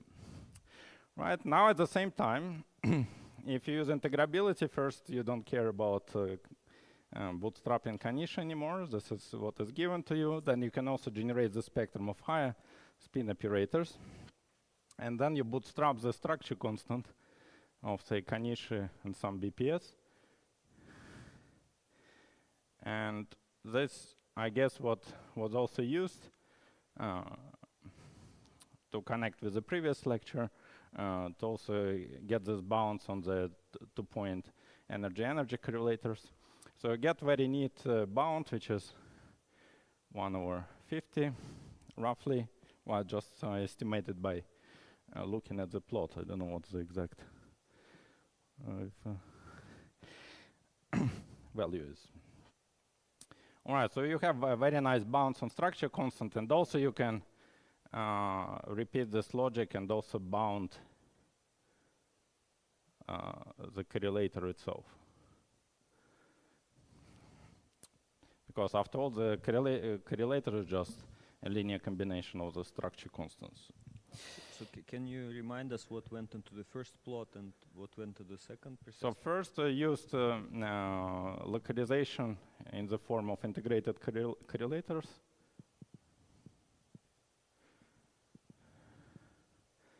And obviously Bootstrap. Well, probably you also need like a big cluster and stuff like that.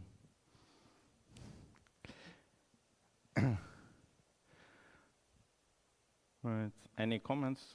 Any unprecisions in my exposition? No. Yeah, and I should say it again matches nicely, for example, this formula, and as well as well, I don't know how many loops, 4 loops at weak coupling. No, but what precisely went into the second plot? What went into second plot? Yeah. Right. So it's in addition, there was they added spectrum of Kanishi and the first rigid trajectory. I think they also tried to add subleading trajectories, but obviously it became dense, so it's not so much difference. And then, so there was an important trick they played, because there is a severe mixing with double traces. But the trick they apply to that, if you consider double discontinuity, this automatically projects you on single traces, the same way as we discussed in the previous series of lectures. And then you can bootstrap just looking at the single traces, even though you effectively lose one of the cross ratios by doing that. Any questions? So how many operators did they have actually to compute in order to then be able to compute this OP coefficient? So, actually, I don't know who are the they, Frank? because you didn't put any names. Sorry, did I not?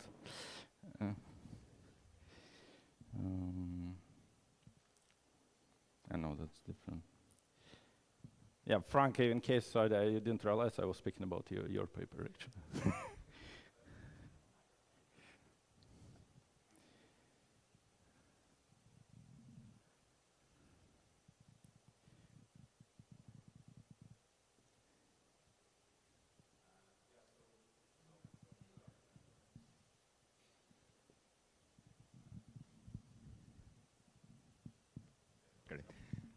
Yeah, so to get that plot, we already input the spectrum that we know from integrability, and we didn't need to use a lot of it. We actually use, let's say, the spectrum of the lightest operator and also the spectrum of a few more operators.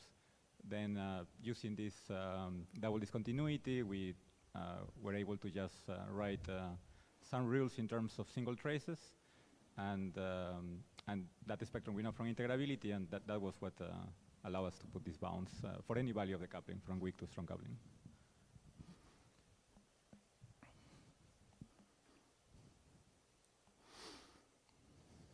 So can someone say how important was to use this double discontinuity? What if you just put like all you know about the spectrum?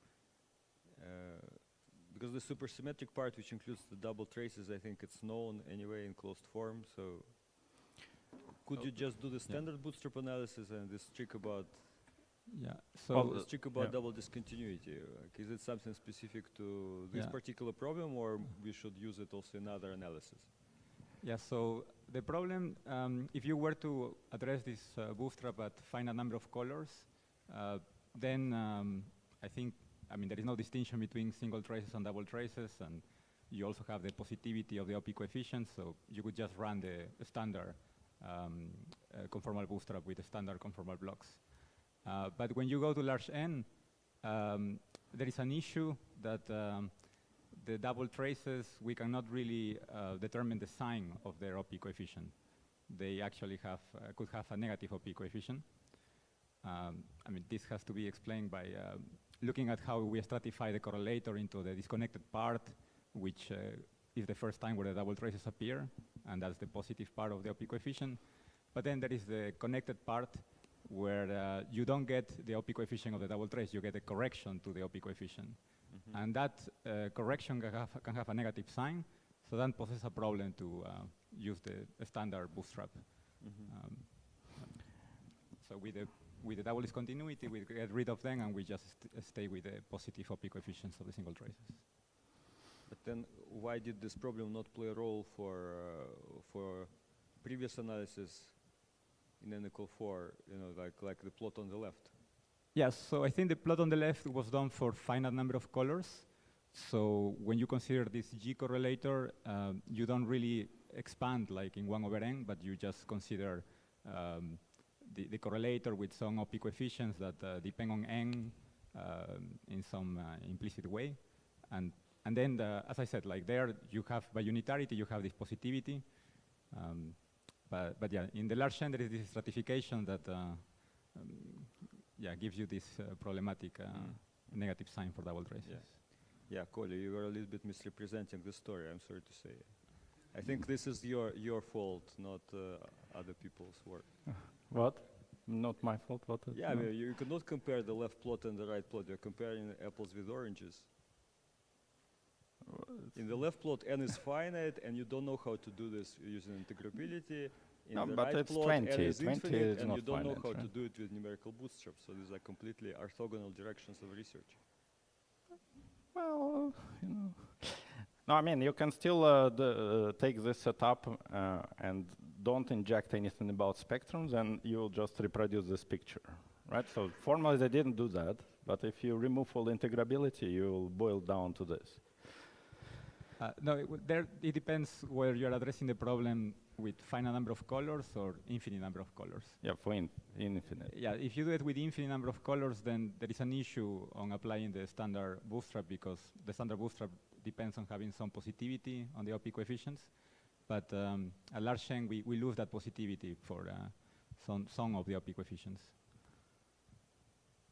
But you mean for correction of the OP coefficients? Yeah, exactly, because we don't really address this G0. This G0 is just this boring, factorized, disconnected correlator. But although it's boring, it actually is the first time where you get the double trace OP coefficients, which is the actual positive term. But then we just address this 1/n correction, which is the actual interacting part of the correlator. And there we get two types of contributions. One is the single traces with positive OP coefficients appearing for the first time at this order in 1/n. And then the double traces, but they come, this is the correction to the OP coefficient, and that's the issue with the positivity. But my point is, if you take all your tricks to actually go into infinite n, right? And remove all the information about the dimensions, if you like, just keep them as parameters, you will likely just descend into this picture, right? Right. So, I mean, we tailor the problem at large n using these Polyakov-Regev blocks to get rid of this negativity issue of the OP coefficient. But yeah, if you write a finite n, I guess the result will be the same as doing the usual bootstrap with the standard conformal blocks. No, I think if you just go formally to large n, if you stick into Chichesters and people before him who did this numerical bootstrap, like n equals 1,000,000, you probably will just lose sensitivity. You won't get any interesting plot, because since in that limit Konishi is very weakly coupled, its dimension probably can be whatever, pretty much anything.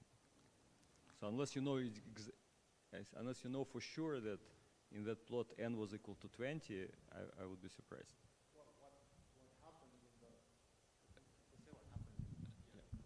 What happens in the left plot as you increase n at small g, you reproduce the weak coupling expansion, and then you shift from the Konishi to a double trace. Got something. So the first plot is not all Konishi, it's Yeah, Konishi just only my for the range first of G part, was and then smaller than G and then there's critical. some level of repulsion that you see at small n, and then you shift to a double trace.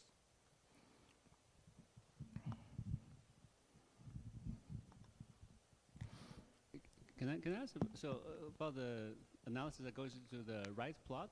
Does it provide an independent check of the integrability results? For example, if I'm putting the wrong value of the Konishi dimension, does it just move the curve, or does it disappear? I think they reported some sensitivity, right, to the dimensions at some point in the previous paper. Oh. Right. Yeah, I mean, the way we introduce the coupling, right, is by telling the problem what is the dimension of the Konishi operator. So indeed, I mean, as you move on the coupling, the dimension of Konishi changes, and then the value of the OP coefficient will also change. No, but I was asking if you had put in the wrong value of the Konishi at a given coupling, does it just move the curve around, or does it would the allowed region disappear? I think it will move, but then if you reduce too much the value, I mean, you're plugging a very wrong value, then I think the bounds will disappear. I see. We will not find extremal functional. But it's not only Konishi inject, right? You all the yeah. So fixed, this can happen. Let's say you fix Konishi. I mean, you first have to set up the scale, right? So the scale is actually the dimension of Konishi. So that one you can set to 1 if you want, and then what we introduce is also the gap to the second lightest operator. So the bound depends on the gap to the second lightest operator. And at some point, if the gap we naively put it too small or too large, then the bounds can disappear. So in a way, like the Bootstrap can also allow you to determine what is the position of the second lightest operator.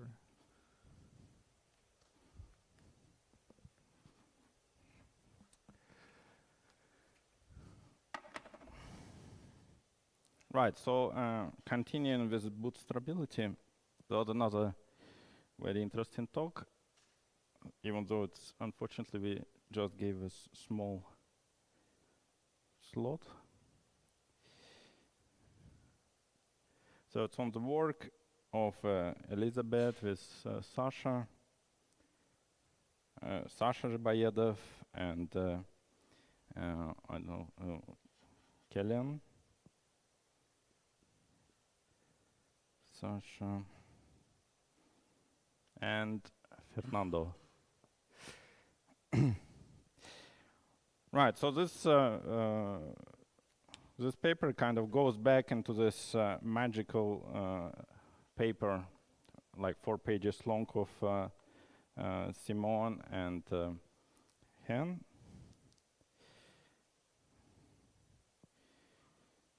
So just mixing apples with something else, but right.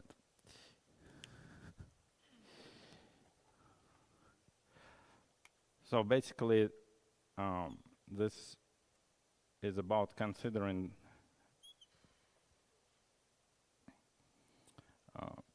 the situation where you have this diagram with massive particles and then massless particles in the middle. And this kind of gives generalization, a non-relativistic generalization of the hydrogen.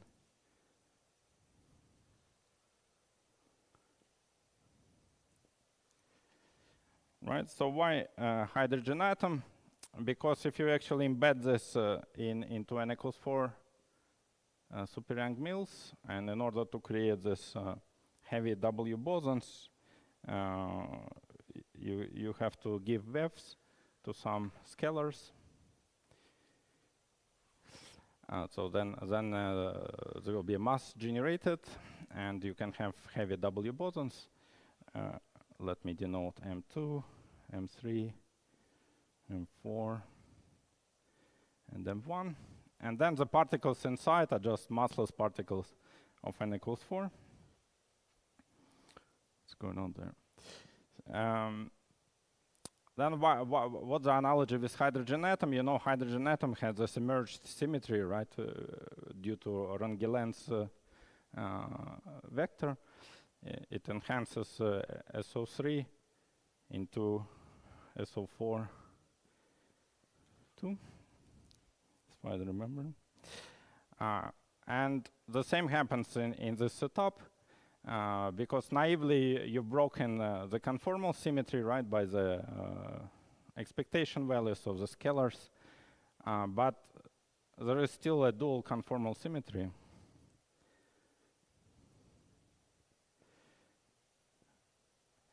Present due to essentially integrability of n equals 4 super Young Mills. And then this object, which in principle depends on cross ratio ST, and then the masses. At the end of the day, you can write it using this dual conformal symmetry as a function of 2 variables, where let me just write U is some combination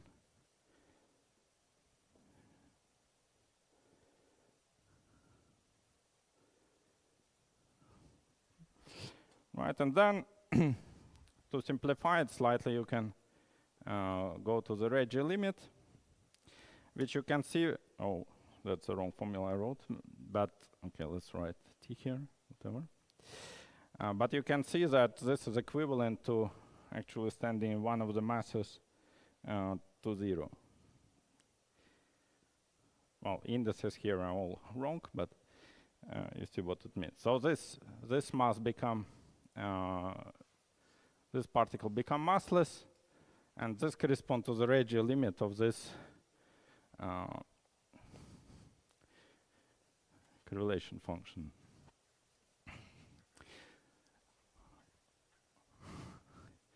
All right, and then in this limit,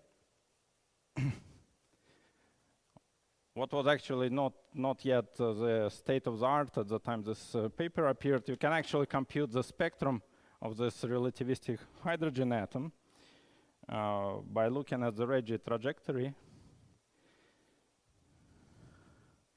which is equal to -1 minus gamma cusp of phi, where gamma cusp is, you see, so this become massless. That's the same as just making M2 infinite as well. So that's becoming essentially two massive W bosons and then some n equal 4 in between. Right, so in other words, in the Regge limit kind of problem reduces essentially to this gamma cusp, where you have the angle phi related to Mandelstam variable S in the following way.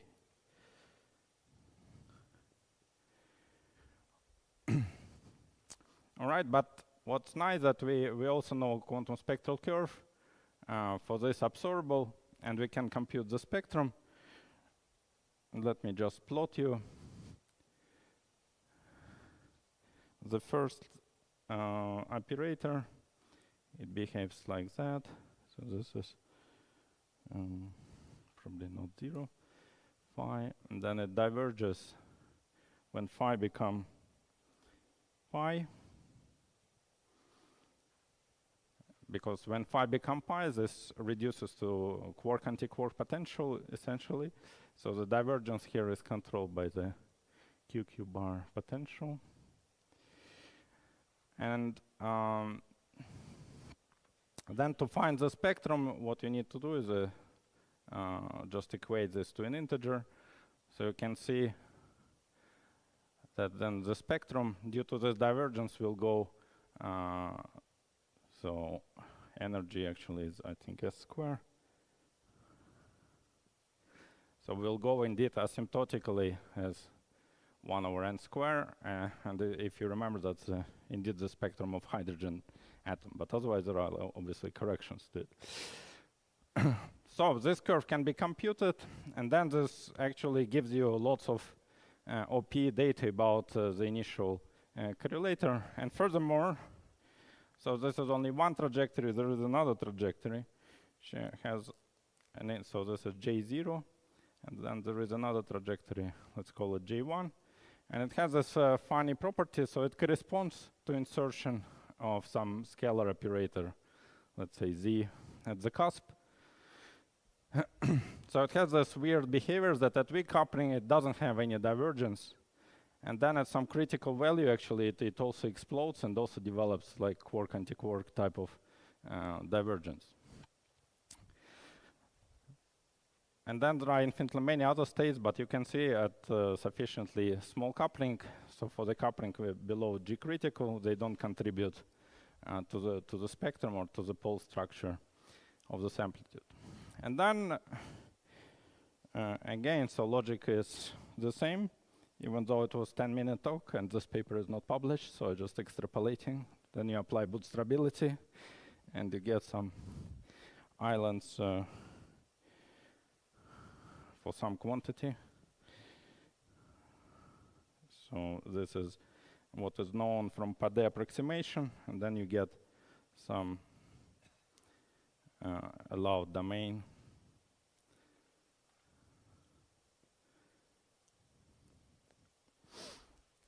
Like that. So that's still preliminary kind of result, so hopefully it will shrink further.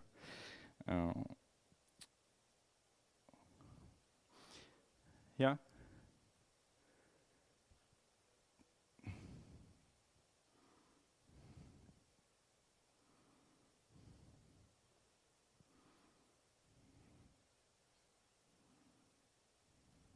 I think what they're actually doing is they're doing S-matrix bootstrap after this.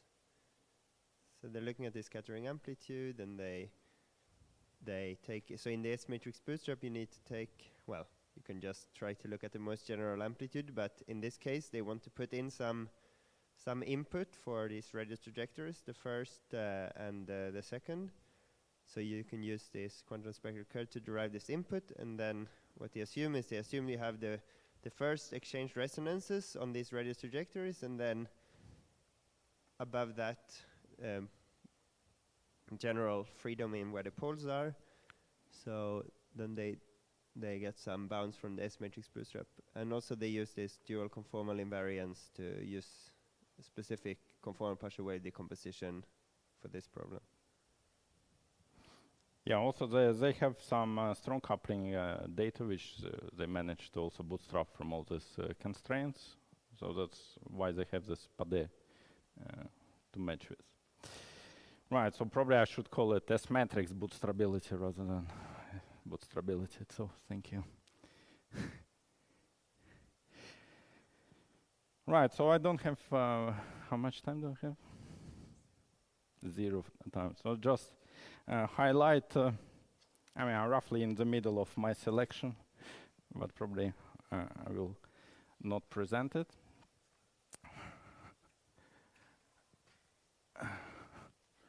Just to highlight some talks. Oh, it's not very erased.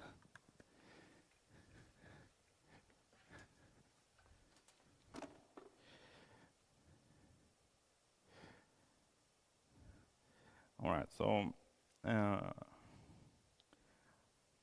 Barak and Nadav, so they gave, presented a nice kind of fight, in case you want to look online. That was about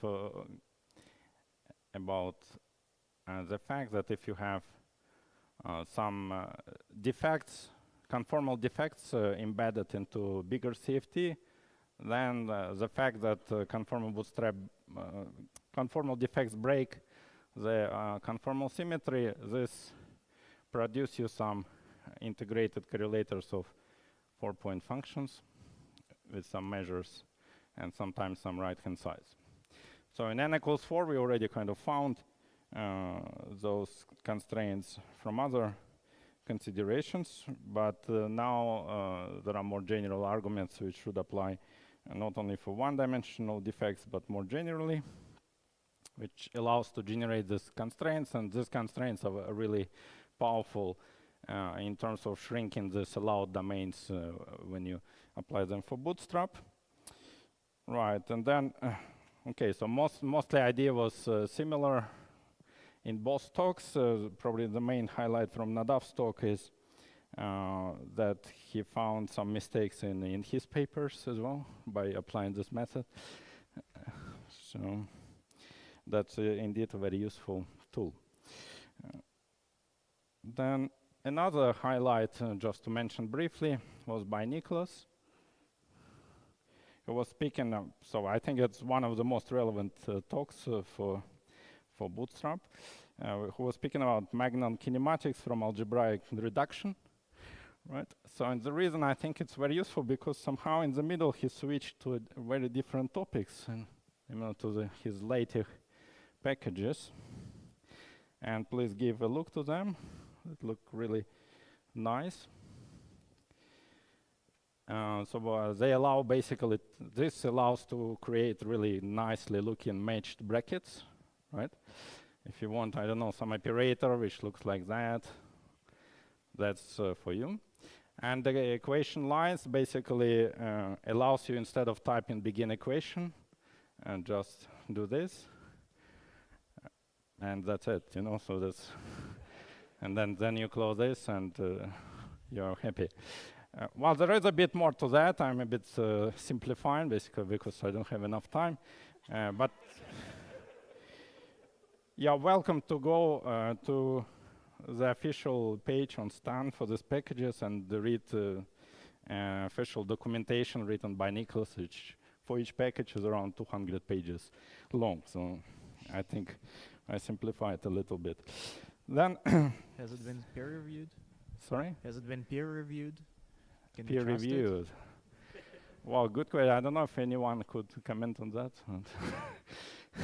I also noticed actually, well, it's not totally refined, the document, because on some pages it has like to do in red font.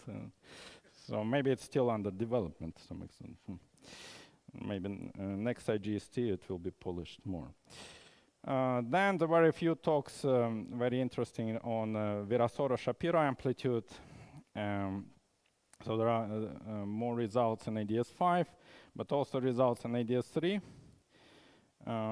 Because in ADS3 times S3 times T4, there are really not much data, and that's really precious to have some solid data from that. And then there were talks on ADS3 integrability, which I don't have time to speak about. She had certain links with BFKL regime of n equals 4. And there are more talks which I want to highlight, but I don't have time. So maybe we can just play the music and dissipate at this point. Okay, thank you.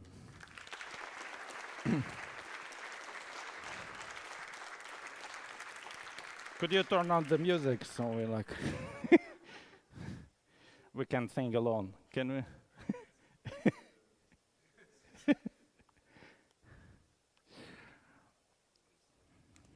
Yeah. Anyway, I welcome you to the website where you can find the playlist with words and some extra bonus tracks as well. I have a question. Yes. At the conference dinner, were the caipirinhas unlimited? Right, IGST? yeah, I understand. No, it was like we were mostly focused on wine, unfortunately, but I understand why you kind of abandoned us, even though you're at King's in principle. All right, thanks.